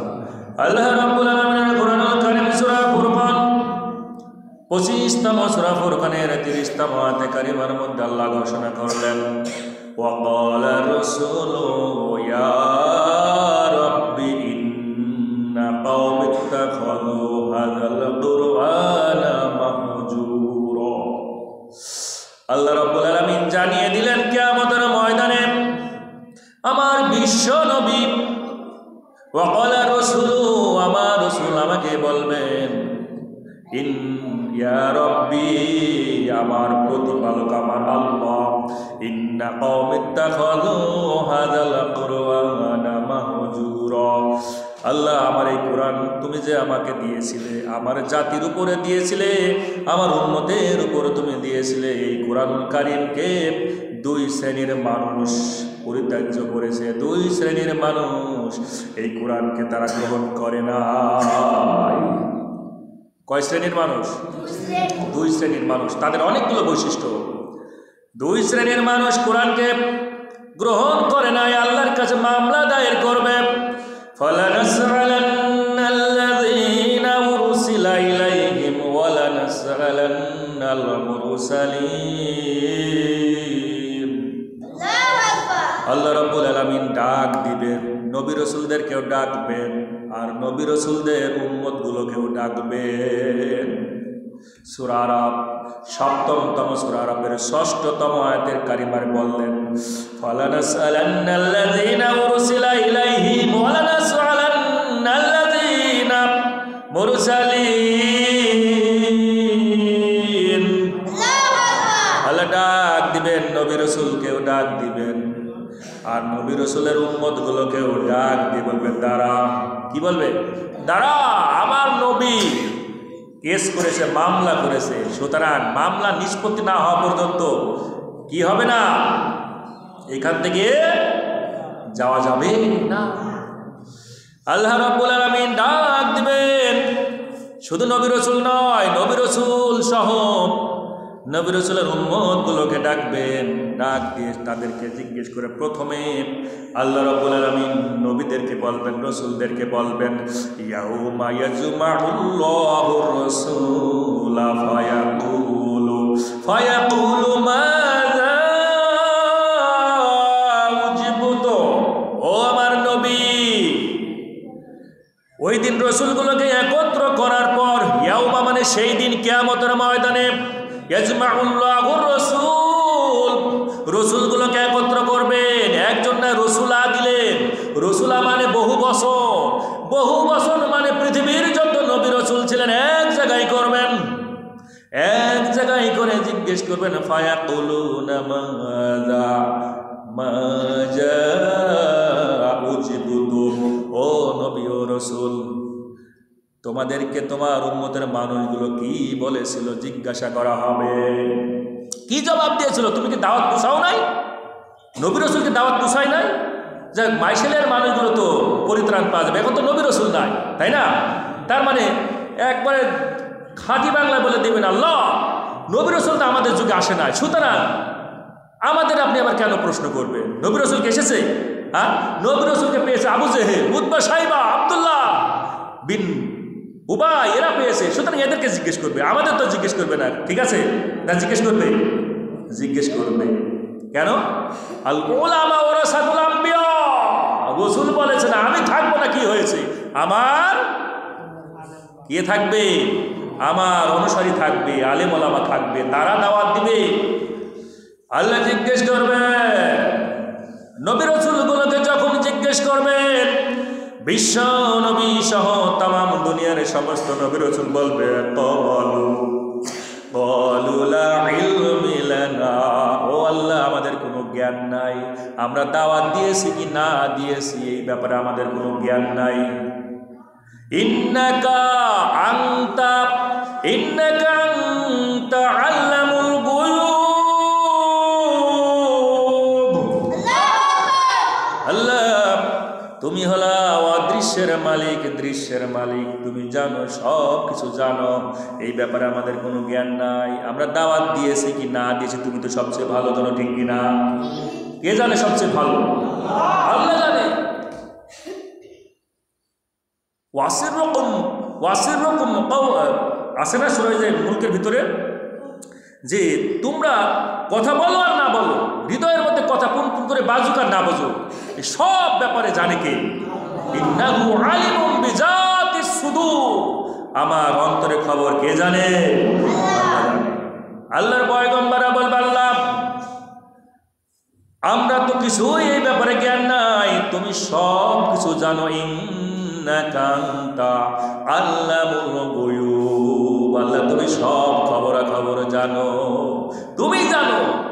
আল্লাহ রাব্বুল আলামিন এবার ডাক দিবে, ওয়া ইয়াউমা ইউনাদিহিম, এবার ডাক দিবে কাদেরকে? উম্মতের মানুষগুলোকে ডাক দিবে, তিন শ্রেণীর মানুষকে ডাক দিবেন। এই পৃথিবীর ময়দানে কয়টা শ্রেণী? তিনটা শ্রেণী। ইয়াউমা ইউনাদিহিম ফায়াকুলু মাযা আজাবতুমুল মুরসালিন,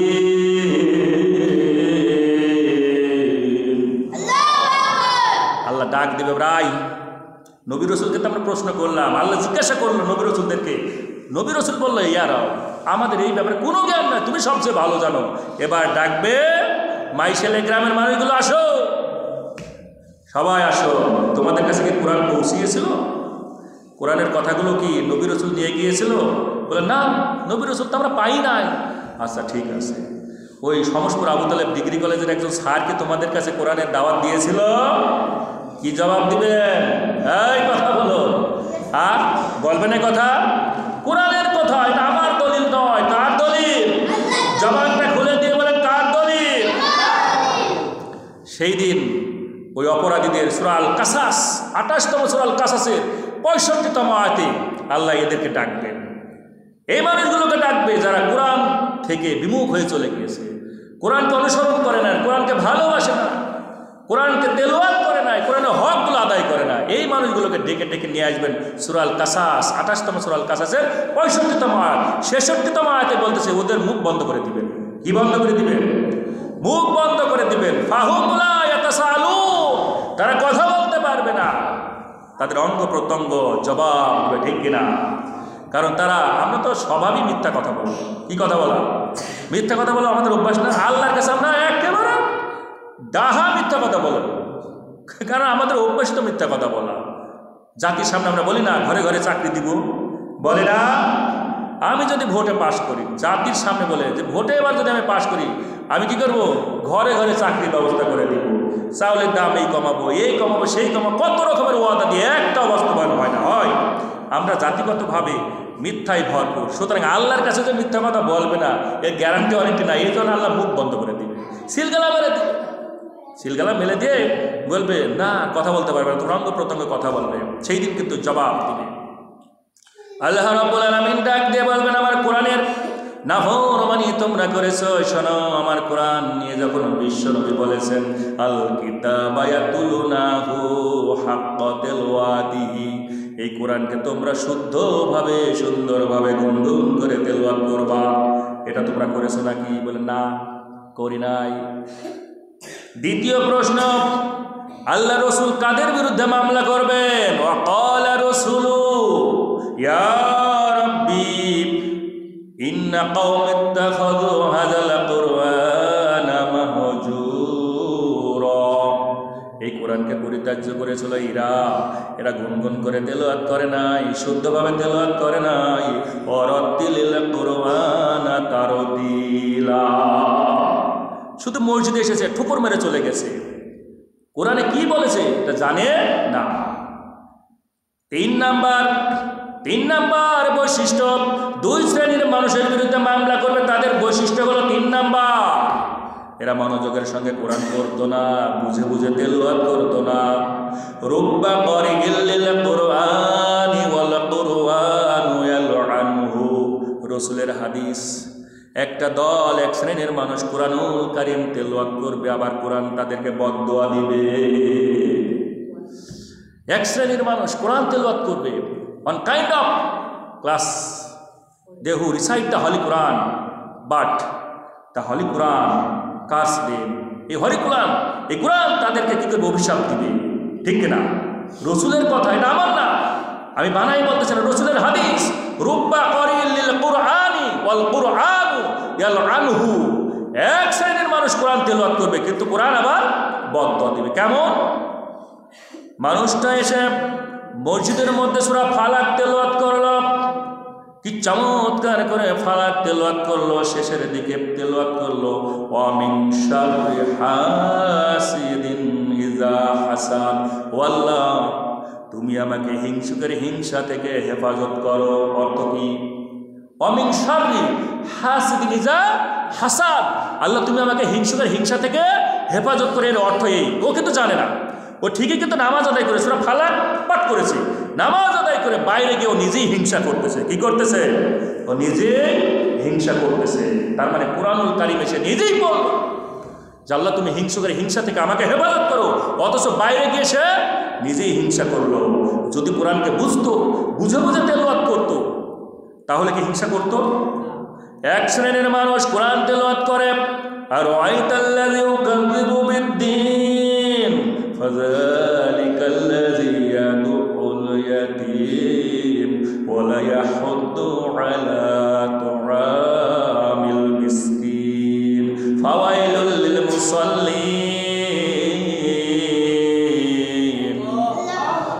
এই মানুষগুলো কোরআন তেলাওয়াত করলো, এতিমকে গলা ধাক্কা দিল, মিসকিনকে খাবার দিল না, আর নামাজের মধ্যে আসে, নামাজে কি পাঠ করে সে নিজেও জানে না। ফাওয়াইলুল লিল মুসাল্লিন, যদি জানতো এই নামাজ তারে ধিক্কার দিবে, যদি আমি মরগ মুরগির মতো, ডেগি মুরগির মতো ঠকর ঠকর মেরে নামাজ আদায় করি, নামাজ আমাকে বদদোয়া দিবে।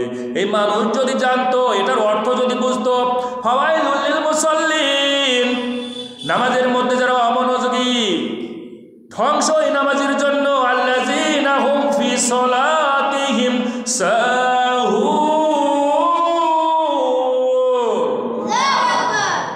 ধ্বংস ওই নামাজীদের জন্য যারা নামাজের মধ্যে অমনোযোগী, নামাজ আদায় করে, বুঝে বুঝে নামাজ আদায় করে না, নামাজে যা পাঠ করে বাইরে গিয়ে সে নিজেই সেই কাজগুলো করে। নামাজের মধ্যে বলল ইহদিনাস সিরাতাল মুস্তাকিম, ওয়াল্লাহ তুমি নবী রাসূলদের পথ দেখাও, সিদ্দিকদের পথ দেখাও, শুহাদাদের পথ দেখাও, সালিহিনদের পথ দেখাও। কিন্তু বাইরে গিয়ে টিভির দোকানে, বাইরে গিয়ে সে যাত্রার প্যান্ডেলে, বাইরে গিয়ে সে দুর্নীতির মধ্যে ডুবে গেল। কোরআনের কারিমে সে নিজেই তেলাওয়াত করলো, নামাজের মধ্যে সে নিজেই পাঠ করলো, বাইরে গিয়ে এই কাজগুলো করলো, মিলল?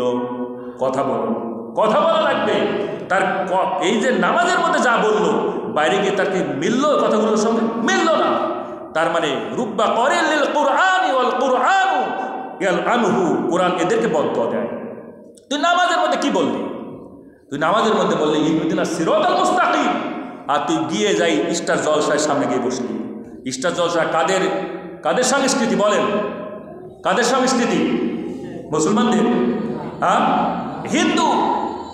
হিন্দুদের সংস্কৃতিতে আপনি আসক্তি হয়ে পড়েছেন, নামাজের মধ্যে এই কথা বললেন। তার মানে আল্লাহ রসুল এদের বিরুদ্ধে মামলা দায়ের করবে যে এরা আমার কোরআনকে কি করেছে, মনোযোগের সঙ্গে পড়ে না। এরা যদি বুঝতো, আলহামদুলিল্লাহ, আমার শাশুড়ি কোরআন পড়তো কিন্তু অর্থ সহকারে পড়তো না। এই কয়েক বছর হলো কোরআন পড়ে, অর্থ সহকারে পড়ে আমাকে বলে, বেটা আমি আসলে ছিলাম কির মধ্যেই, এই কোরআন অর্থ সহকারে বুঝে বুঝে পড়ে আমি এখন বুঝতেছি যে বাংলার জমিনে একমাত্র যদি দল করতে হয়, বাংলার জমিনে যদি আমাকে সত্যিকারের মুসলমান হতেই হয়, তাহলে অবশ্যই কোরআনের দলের বিকল্প কিছু নাই। চিল্লায় বলে ঠিক কিনা?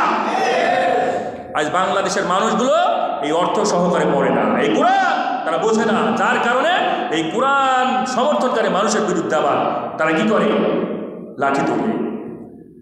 একই কাতারে নামাজ আদায় করে, আওয়ামী লীগ ভাই নামাজ আদায় করে, বিএনপি ভাই নামাজ আদায় করে, জামাতের ভাইয়েরা নামাজ আদায় করে, সব দলের মানুষ। 73টা দল, বাংলাদেশে কয়টা দল আছে? 73টা দল। আমি গবেষণা করেছি। 48টা নিবন্ধনভুক্ত, 5টা নিবন্ধনের বাইরে, আর 20টা হলো ওয়েটিং আছে। এই 73টা দল আছে বাংলাদেশে।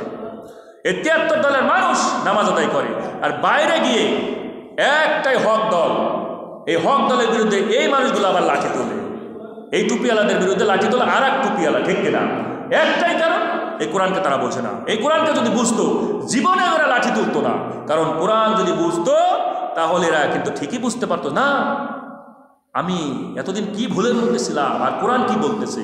এই কারণে বাংলার জমিনে প্রত্যেকটা মানুষের উচিত এই কোরআনুল কারীম বুঝে বুঝে তেলাওয়াত করা। কারণ আল্লাহ রসুল মামলা দায়ের করবে যারা কোরআন না বুঝে তেলাওয়াত করে ওই বাতিলদের পক্ষ নিয়ে হক মানুষগুলোকে আঘাত করে, ঠিক কিনা? আল্লাহ রাব্বুল আলামিনের রাসূল মামলা দায়ের করবে তাদের বিরুদ্ধে, আল্লাযীনা হুম ফি খাওদিন ইয়ালআবুন। সূরা তুর 52তম সূরা তুরের 12তম আয়াতের ভিতরে বললেন, এই পৃথিবীর ময়দানে কোরআন পাবার পরেও যে মানুষগুলো খাউদ, অনর্থক কথাবার্তার মধ্যে ডুবে আছে, ইয়ালআবুন, যারা খেলাধুলার মধ্যে ডুবে আছে, এই দুই প্রকারকে যদি আমরা বিশ্লেষণ করি, তাহলে পৃথিবীতে ইসলাম যে সমর্থন করে যে খেলাধুলা, এই খেলাধুলাগুলো বাদ দিয়ে যত খেলাধুলা আছে সব খেলাধুলা হলো ইসলাম বিরোধী, ঠিক কিনা? এদের বিরুদ্ধে আল্লাহ রাসূল মামলা দায়ের করবে। এই কোরআনুল কারীমের মধ্যে আপনি হক পেয়েছেন, হালাল পেয়েছেন। আল্লাহ রাব্বুল আলামিন বললেন, ইয়া আইয়ুহান নাসু কুলু মিম্মা ফিল আরদি হালালান তাইয়্যিবা। আল্লাহ বললেন, ও পৃথিবীর মানুষ, তোমরা পবিত্র এবং হালাল খাবারগুলো ভক্ষণ করো। আমরা কি করলাম? আমরা সমসপুরের আনাচে কানাচে যেখানে এই সুদের কারবারের সংস্থা আছে সেখানে গিয়ে হালাল খাবারগুলো খুঁজে আসে, ঠিক কিনা? এই সুদের কারখানাগুলো তো হালালের খাবার, ঠিক কিনা? ঠিক না? কি আর বলবে? মুরব্বীরা তো কথা বলতেছে না, বাচ্চাই বলবে, তাছাড়া আর কি বলবে? কারণ ও তো বোঝে না। কারণ আমরা তো বুঝি যে আমরা সুদের মধ্যে ঢুকে আসি, এই কারণে ঠিক বলতেছি না। ও তো বোঝে না, ও হালাল হারাম তো বোঝে না। আমরা বুঝি আমরা এই হারামের মধ্যে ঢুকে আসি। আল্লাহ রাসূল এদের বিরুদ্ধে মামলা করবে। আল্লাহ রাসূল কাল কিয়ামতের ময়দানে কোরআন আল্লাহকে বলবে, আল্লাহ ইয়া রাব্বি ইন্না কওমি ইত্তাখাযু হাযাল কুরআনা মাহজুরা। এই মানুষগুলো আমার কোরআনকে পরিত্যাজ্য করেছে। কোরআন পরিত্যাজ্য মানে কি? আপনি কোরআনকে দূরে রেখে দিলেন, এটা পরিত্যাজ্য না। এই কোরআনে যেখানে হালাল কথা আছে সেখানে গ্রহণ করা লাগবে, যেখানে হারাম আছে সেটা বর্জন করা লাগবে। এটাই তো হলো এর আসল বুনিয়াদ। তার মানে আমরা মনে করি যে কোরআন হয়তো দূরে রেখে দিলাম, এটাকে বর্জন করলাম না। ইহুদি খ্রিস্টানরা শুধু বর্জন করেছে তা নয়, আমরা যারা মুসলমান দাবি করি, আপনি একটু গবেষণা চালায়া দেখেন কত মানুষ এই কোরআনকে বর্জন করতেছে। বাংলার জমিনে 1971 সাল থেকে 2024 সাল পর্যন্ত কত বছর? 1971 সাল থেকে 2000 পর্যন্ত কয় বছর হয়? 29 বছর। আর 24 বছর যোগ করলে কত হয়? বলেন 48 বছর। এই 48 বছর বাংলাদেশের মাত্র গুটি কয়েক মানুষ এই কোরআনকে ভালোবাসে, কোরআনকে তারা চায়, বাদ বাকি সব এই কোরআনকে তারা পরিত্যাজ্য করেছে। যদিও তারা নামাজ আদায় করে, মাথায় টুপি দেয়, লম্বা জুব্বা পরে, মাথায় গোল টুপি, মুখে লম্বা দাড়ি, এরপরেও তারা কোরআনকে কি করেছে? অবজ্ঞা করেছে, কোরআনকে পরিত্যাজ্য করেছে। কোরআনকে যদি পরিত্যাজ্য না করতো তাহলে 1971 সাল থেকেই এই কোরআন হতো বাংলার জমিনে একমাত্র সংবিধান। ঠিক কিনা? ঠিক কিনা? কথা বলো, ঠিক কিনা? আজ কেন সংবিধান না কোরআন? একটাই কারণ, আমরা কোরআনকে পরিত্যাজ্য করেছি। আর আমরা বড় বড় কথা বলি যে শুধু জামাত ইসলামী মুসলমান। হ্যাঁ, জামাত ইসলামী মুসলমান, ছাত্র শিবিরই মুসলমান, কারণ এরা চায় বাংলার জমিনে এই কোরআনের রাষ্ট্র। ঠিক কিনা? যদি নাই চাইতো তাহলে এরাও মুসলমান হতো না। তোমরা যদি সত্যি মুসলমান দাবি করে থাকো, সব দল বল নির্বিশেষে সব কিছু ভুলে দিয়ে এই বাংলার জমিনে, এই ঢাকার বুকে একটা শুধু সংসদ ভবন, একটা বিল্ডিং আছে, ওই বিল্ডিংয়ে এই কোরআনকে পাশ করো। এই কোরআন যদি ওই সংসদ ভবনে পাশ হয়ে যায়, পুরো বাংলাদেশ পাশ হয়ে যাবে। ঠিক কিনা? আর বাংলাদেশ পাশ মানে বাংলাদেশের মানুষগুলো পাশ হয়ে যাবে। ঠিক কিনা? মান রব্বুকা মা দীনুকা, সব জায়গায় পাশ হয়ে যাবে। ঠিক কিনা? কবরেও পাশ হয়ে যাবে। বলেন আল্লাহুম্মা আমিন। আল্লাহ কবুল করে বলেন আমিন। লা রাইবা ফিহি। আল্লাহ বলেন এই কোরআনের মধ্যে কোনো সন্দেহ নাই। সন্দেহ তো এরাই করে, সন্দেহ এরাই করে।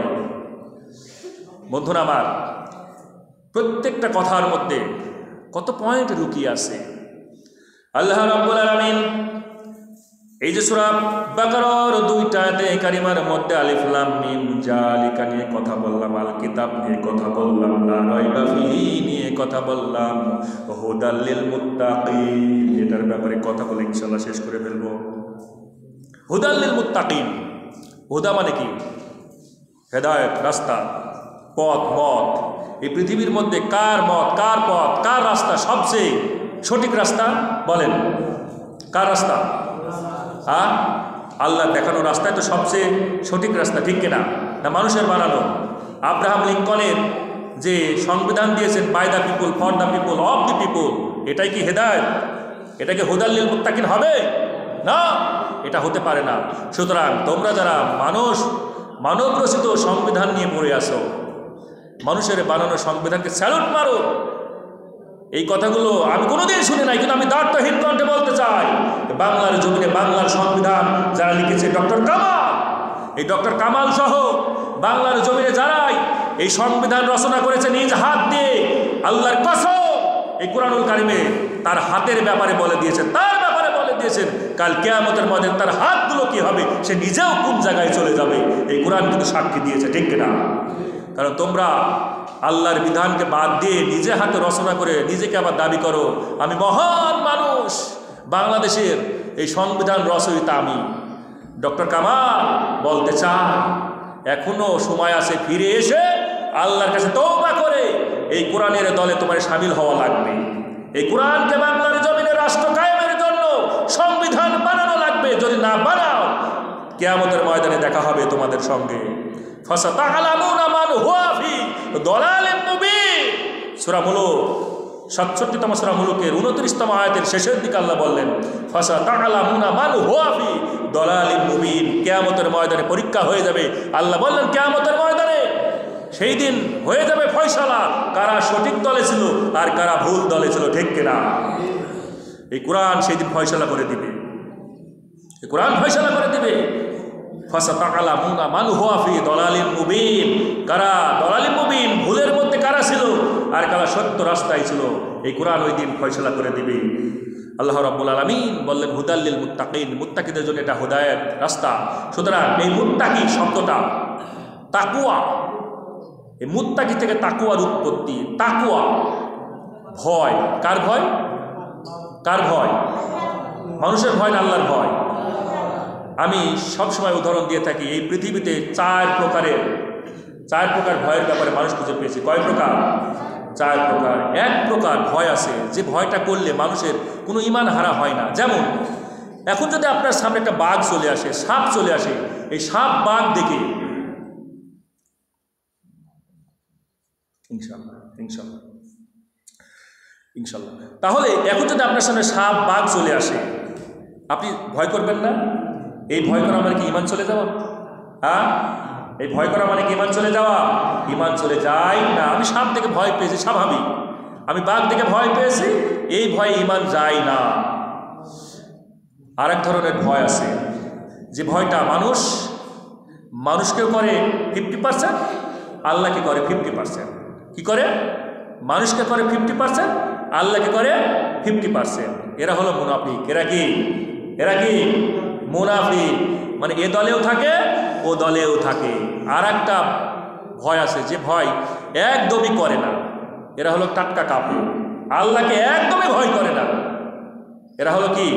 টাটকা কাফের। আর একটা দল আছে যারা একমাত্র কেবলমাত্র শুধুমাত্র আল্লাহ ছাড়া পৃথিবীর আর কাউকে ভয় করে না। ঠিক কিনা? তার জ্বলজ্বন্ত প্রমাণ বাংলাদেশের কোরআনের পাখি 13টা বছর জেলখানার মধ্যে জীবন পর্যন্ত দিয়ে দিল, কিন্তু বাতিলের কাছে মাথা নত করে না। ঠিক কিনা? আমরা তো সেই জাতি, সেই মানুষ, আমরা রসুলকে আমাদের আদর্শবান নেতা হিসেবে ভাবি। ঠিক কিনা? সুতরাং তোমরা যতই ভয় দেখাও, তোমরা হাজারো আয়না ঘর বানাও না কেন, এই মানুষগুলো কখনোই আল্লাহ ছাড়া কাউকে ভয় করবে না। ঠিক কিনা? তোমরা যত ডিজিআই বানাও না কেন, কোনোদিন ভয় করবে না আল্লাহ ছাড়া কাউকে। ঠিক কিনা? তোমরা জানো না এই জাতির খবর? ঘুরে আসো বদরের যুদ্ধ, ওহুদের যুদ্ধ, খয়বারের যুদ্ধ, মুতার যুদ্ধ, তাবুকের যুদ্ধে ঘুরে আসো।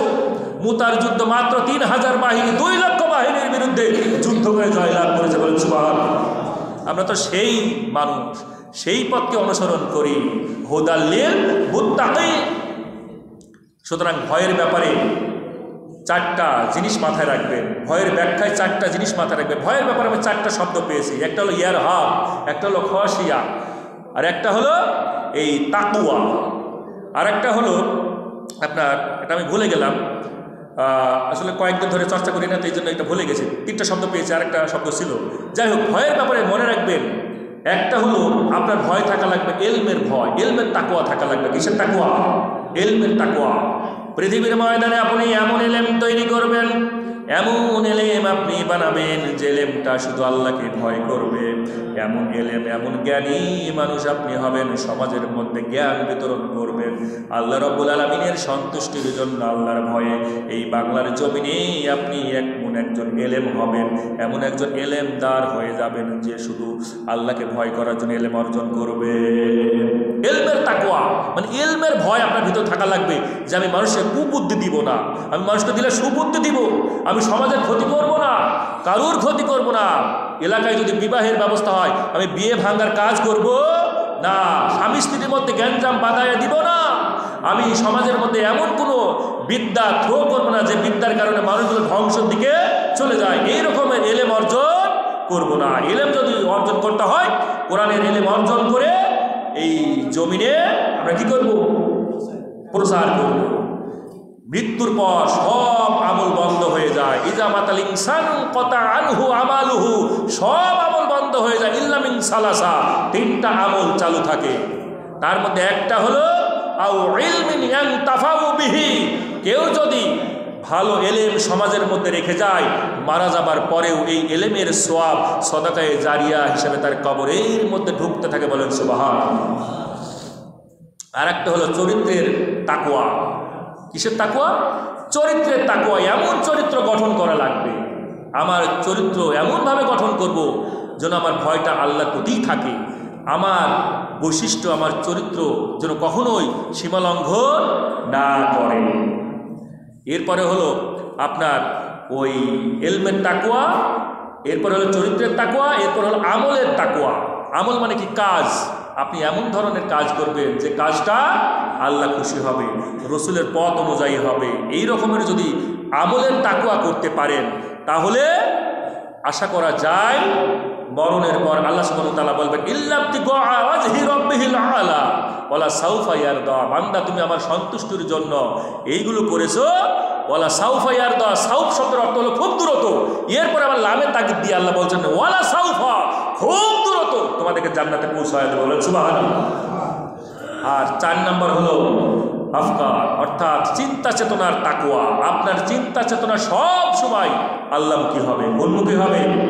আল্লাহমুখী হবে। সব সময় আপনার চিন্তা, আপনার ভাবনা, আপনার ধ্যান ধারণা এটা হবে রবমুখী। আল্লাহ রাব্বুল আলামিন বলেন, আফালা ইয়াতাদাব্বারুনাল কুরআন, এই কোরআনটা নিয়ে চিন্তা করো, গবেষণা করো, তাহলে তোমার এই চিন্তা চেতনাটা আমার দিকে হয়ে যাবে। তার মানে কোরআন নিয়ে গবেষণা করা লাগবে। কুলিনজুরু মাযা ফিস সামাওয়াতি ওয়াল আরদ, আসমানে কি আছে, জমিনে কি আছে, এই চিন্তা করা লাগবে। আর বলা লাগবে কুলিল হামদুলিল্লাহ, সমস্ত প্রশংসা আমার আল্লাহ সুবহানাহু ওয়া তাআলার জন্য। বলেন সুবহানাল্লাহ। ওয়াজআলু রিজসা আলাল্লাযিনা লা ইয়াকিলুন, সূরা ইউনূস 10তম সূরা ইউনূসের 100তম আয়াতের শেষের দিকে আল্লাহ বললেন, যারা এই কাজগুলো করে না, এই চিন্তা চেতনা করে না, আমি তাদেরকে দুনিয়ার মধ্যে গুমরাহি করে ছেড়ে দিই। তারা পথভ্রষ্ট মতো কি করে? ঘুরে বেড়ায়। টুপি মাথায় দিয়ে ঘুরবে, মুখে দাঁড়িয়ে থাকবে, লম্বা জুব্বা থাকবে, তারপরেও তারা পথভ্রষ্ট হয়ে ওয়াজআলু রিজসা আলাল্লাযিনা লা ইয়াকিলুন, তারা পথ পাবে না, এই পথভ্রষ্ট হয়ে দুনিয়ার মধ্যে ঘোরাফেরা করবে। এই জন্য আমাদেরকে বাঁচতে চাইলে সব কিছু চিন্তা চেতনা থাকবে আমাদের কি? এই কোরআন কেন্দ্রিক আর রাসূলের আদর্শ কেন্দ্রিক। এই দুইটা নিয়ে যদি আমরা চিন্তা ভাবনা করতে পারি আল্লাহ রাব্বুল আলামিন, তাহলে আজকের যে আলোচনা সূরা আল বাকারার 2টা আয়াতে কারিমার উপর ইনশাআল্লাহ আমরা সেটা আমাদের জীবনে বাস্তবে পরিণত করতে পারবো ইনশাআল্লাহ। মা বোনদের জন্য আমি একটা আমলের বলে, এবং বাবাজিদের জন্য খুব গুরুত্বপূর্ণ আমলটা বিশ্বনবী বলেছেন যে ফজরের সময় আসলে নামাজে ওঠা খুব কঠিন হয়ে যায়, ঠিক কিনা? ফজরের সময় সকলের জন্য একটু কষ্ট হয়ে যায় নামাজ আদায় করা। আল্লাহ রাসূল বলতেছেন, কোনো স্বামী যদি, খুব মাথায় খাড়া করে শুনবেন মা বোনটা,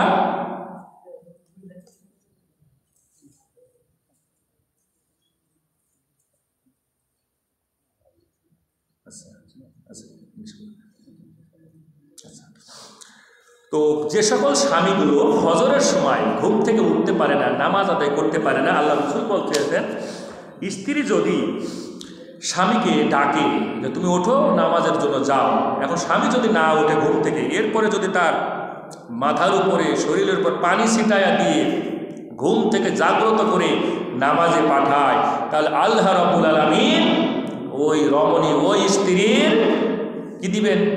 ওই যে স্বামী নামাজ আদায় করলো, কবুল সওয়াব আল্লাহ সুবহানাহু ওয়া তাআলা ওই নারীর আমল নামায় দিয়ে দিবেন। বলেন সুবহানাল্লাহ। তাহলে কি বলেছেন রাসূল?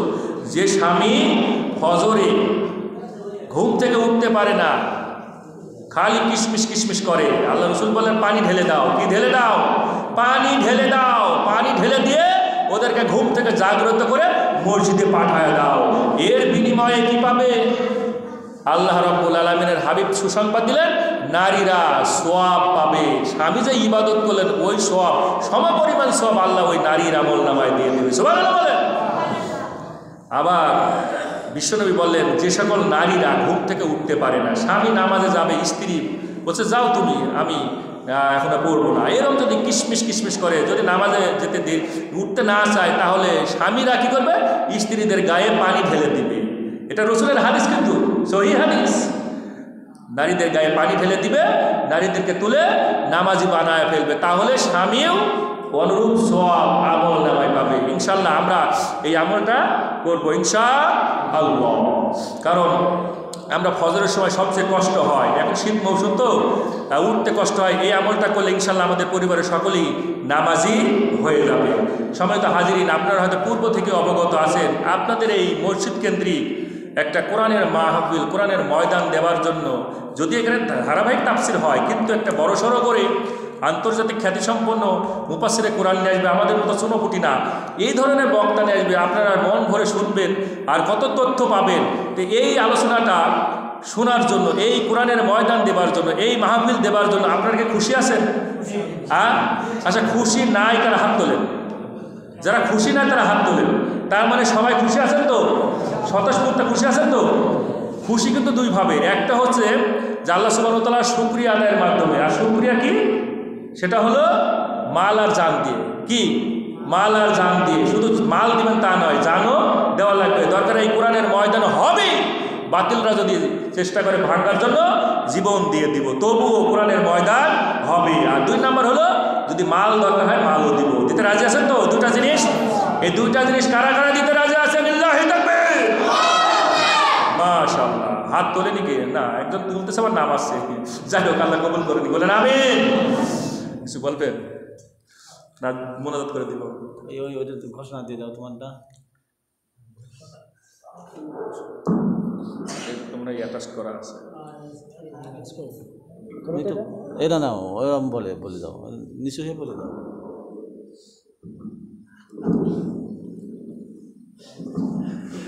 মাহফিলের তো ডেট দিয়েছে হচ্ছে 27শে ডিসেম্বর। আপনাকে আসসালামু আলাইকুম ওয়া রাহমাতুল্লাহ। 27শে ডিসেম্বর, জি, শুক্রবার। ওই আল্লাহ, আমার শালীর বিয়ে যদি শুক্রবারে না হয় তাহলে ইনশাআল্লাহ আলহামদুলিল্লাহ ওয়া সালামু আলা ইবাদিল্লাযিনা ইসতাফা। যেখানে থাকবেন আম্মা বা'দ ফায়া আইয়ুহাল যে সম্মানিত হাজির, আছে 12 তারিখ থেকে। আমি ঘোষণার আগে একটা হাদিস বলবো। প্রায় 28 তারিখের আগে 27 তারিখে রাসূলুল্লাহ সাল্লাল্লাহু আলাইহি ওয়াসাল্লাম বলেন, তোমরা তোমাদের ভাইদের সহযোগিতা করবে, সে যদিও মাজলুম হয় অথবা সে আবার জালিমও হয়। সেটা তো আসল কাজ। এখন রাসূলুল্লাহ সাল্লাল্লাহু আলাইহি ওয়াসাল্লামের এই কথা বলে এক সাহাবী প্রশ্ন করলেন যে, হে রাসূল সাল্লাল্লাহু আলাইহি ওয়াসাল্লাম, যে ব্যক্তি মাজলুম আমি তাকে সাহায্য করব, কিন্তু যে ব্যক্তি জালিম, জুলুম করে, অত্যাচার করে, নির্যাতন করে, আমি তাকে আবার কিভাবে সাহায্য করতে পারি?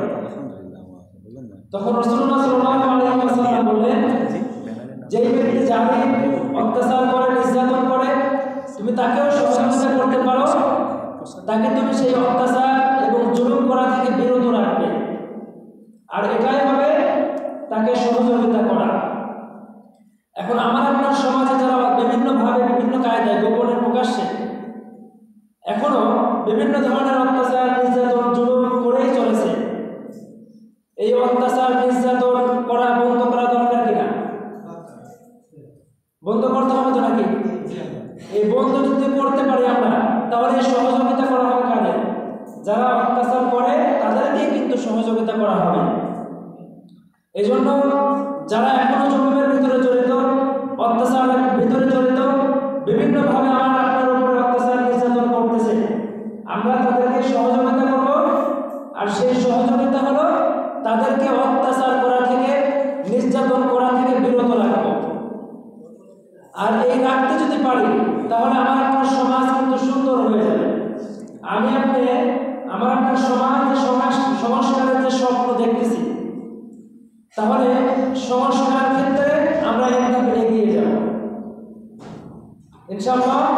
এভাবে আমরা সংস্কার করার চেষ্টা করব, এবং এই সংস্কারে আরো বড় ভূমিকা আমি আপনি রাখতে পারি। সেটা হলো যারা বৃহৎ আকারে ভালো ভালো কাজের নির্দেশ দেয় এবং খারাপ কাজের নিষেধ করে, তাদের সঙ্গে আমি আপনি যদি হতে পারি, তাহলে আমি আপনি এই ভূমিকা আরো বড় আকারে রাখতে পারি। এখন এই লোকগুলো আমার আপনার বোঝা দরকার। আর কোন স্বৈর শাসক, আর কোন অত্যাচারে আমার আপনার সমাজে আসুক, এটাকে আমি আপনি চাই নাকি? যদি না চাই, তাহলে যারা ভালো কাজের আদেশ দেয় এবং খারাপ কাজের নিষেধ করে, তাদের সঙ্গে আমাদের হওয়া দরকার, ঠিক কিনা? তাহলে হতে হবে। আমি ক্লিয়ার কথা বলতে চাই, সেটা হলো আমি আপনি যদি ভালো মানুষের সঙ্গে হতে চাই, অত্যাচার বন্ধ হোক, তা সেই দলের সঙ্গে যদি হতে চাই, তাহলে আমাকে আপনাকে জামাত ইসলাম করতে হবে। এই বাংলার শুরু থেকে আপনারা দেখেন, যত প্রতীকে আসছে বেশিরভাগই স্বৈরাচারের ভূমিকা কিন্তু পালন করেছে। দেখুন তো এমন কোনো শাসক আসছে কিনা তার ভিতরে স্বৈর শাসকের কার্যকলাপ ফুটে ওঠে নাই? এমন কোনো শাসকই আসছে? প্রত্যেকটি শাসকই আমরা পাইছি তারা একটা পর্যায়ে আস্তে আস্তে তারা স্বৈর শাসক হয়ে গেছে। এই জন্য যাতে করে আর কোনো স্বৈর শাসক আমার আপনার জমিনে না আসে, আর কেউ স্বৈর শাসক হয়ে উঠতে না পারে, এই ব্যবস্থা আমাকে আপনাকেই করতে হবে। এই পরিবর্তন আমার আপনার জায়গা থেকেই কিন্তু হতে হবে। এই সংস্কার আমার আপনার ঘর থেকে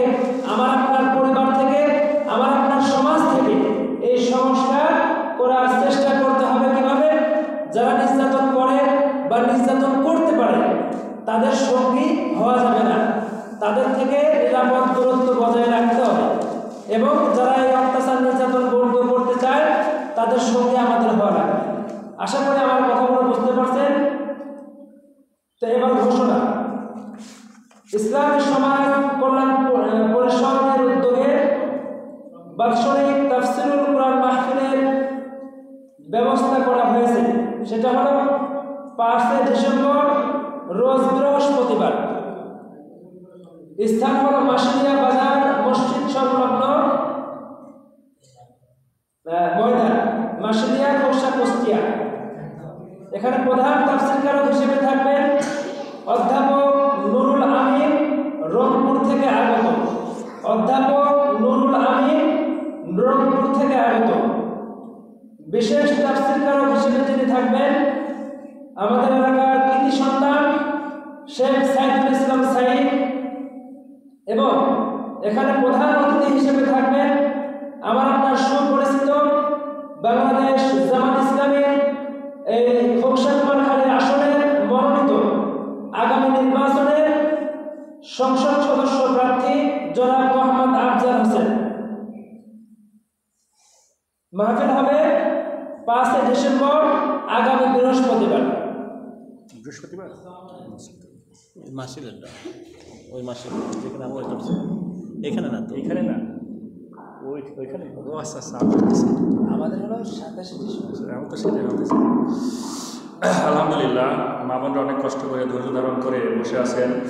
আমরা সবার জন্য দোয়া করব। তবে আরেকটা বিষয় একটু বলি, ইনশাল্লাহ আমরা দোয়া করে দেব।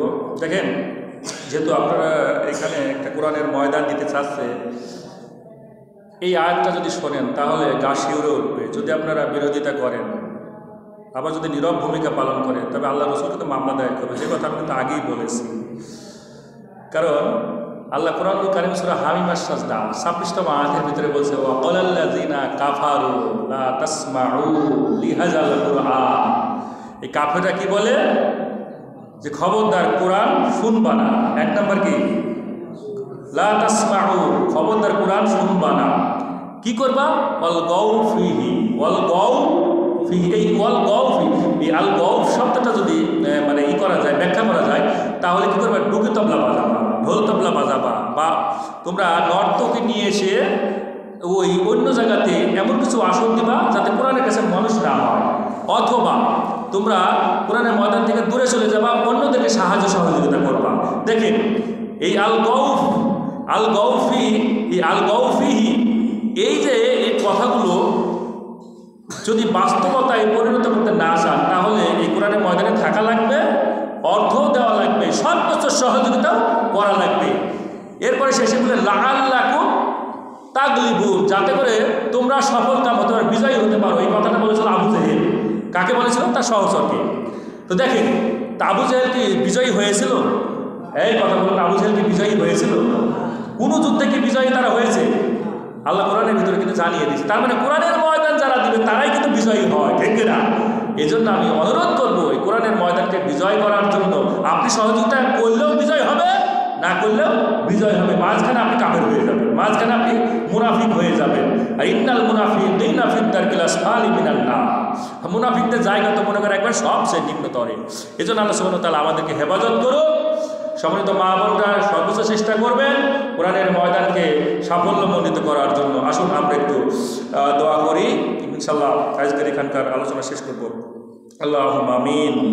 রব্বানা জালামনা আনফুসানা ওয়া ইল্লাম তাগফির লানা ওয়া তারহামনা লানাকুনান্না মিনাল খাসিরিন। আল্লাহ, দীর্ঘ সময় ধরে তোমার পাক কালামুল্লাহ থেকে সূরা আল বাকারা প্রথম দ্বিতীয় আয়াতে কারিমার উপর কথা বলেছি। যতটুকু জ্ঞান দিয়েছো, গরিমা দিয়েছো, তার উপর আলোচনা করেছি। ত্রুটি বিচ্যুতি ভুল ভ্রান্তি মাফ করে দিয়ে আজকের আলোচনা সহ জিন্দিগি ভর যা আমল করেছি সবটুকু তোমার দরবারে কবুল করে নাও। ইয়া রাব, তোমার বান্দা বান্দিগুলোকে নিয়ে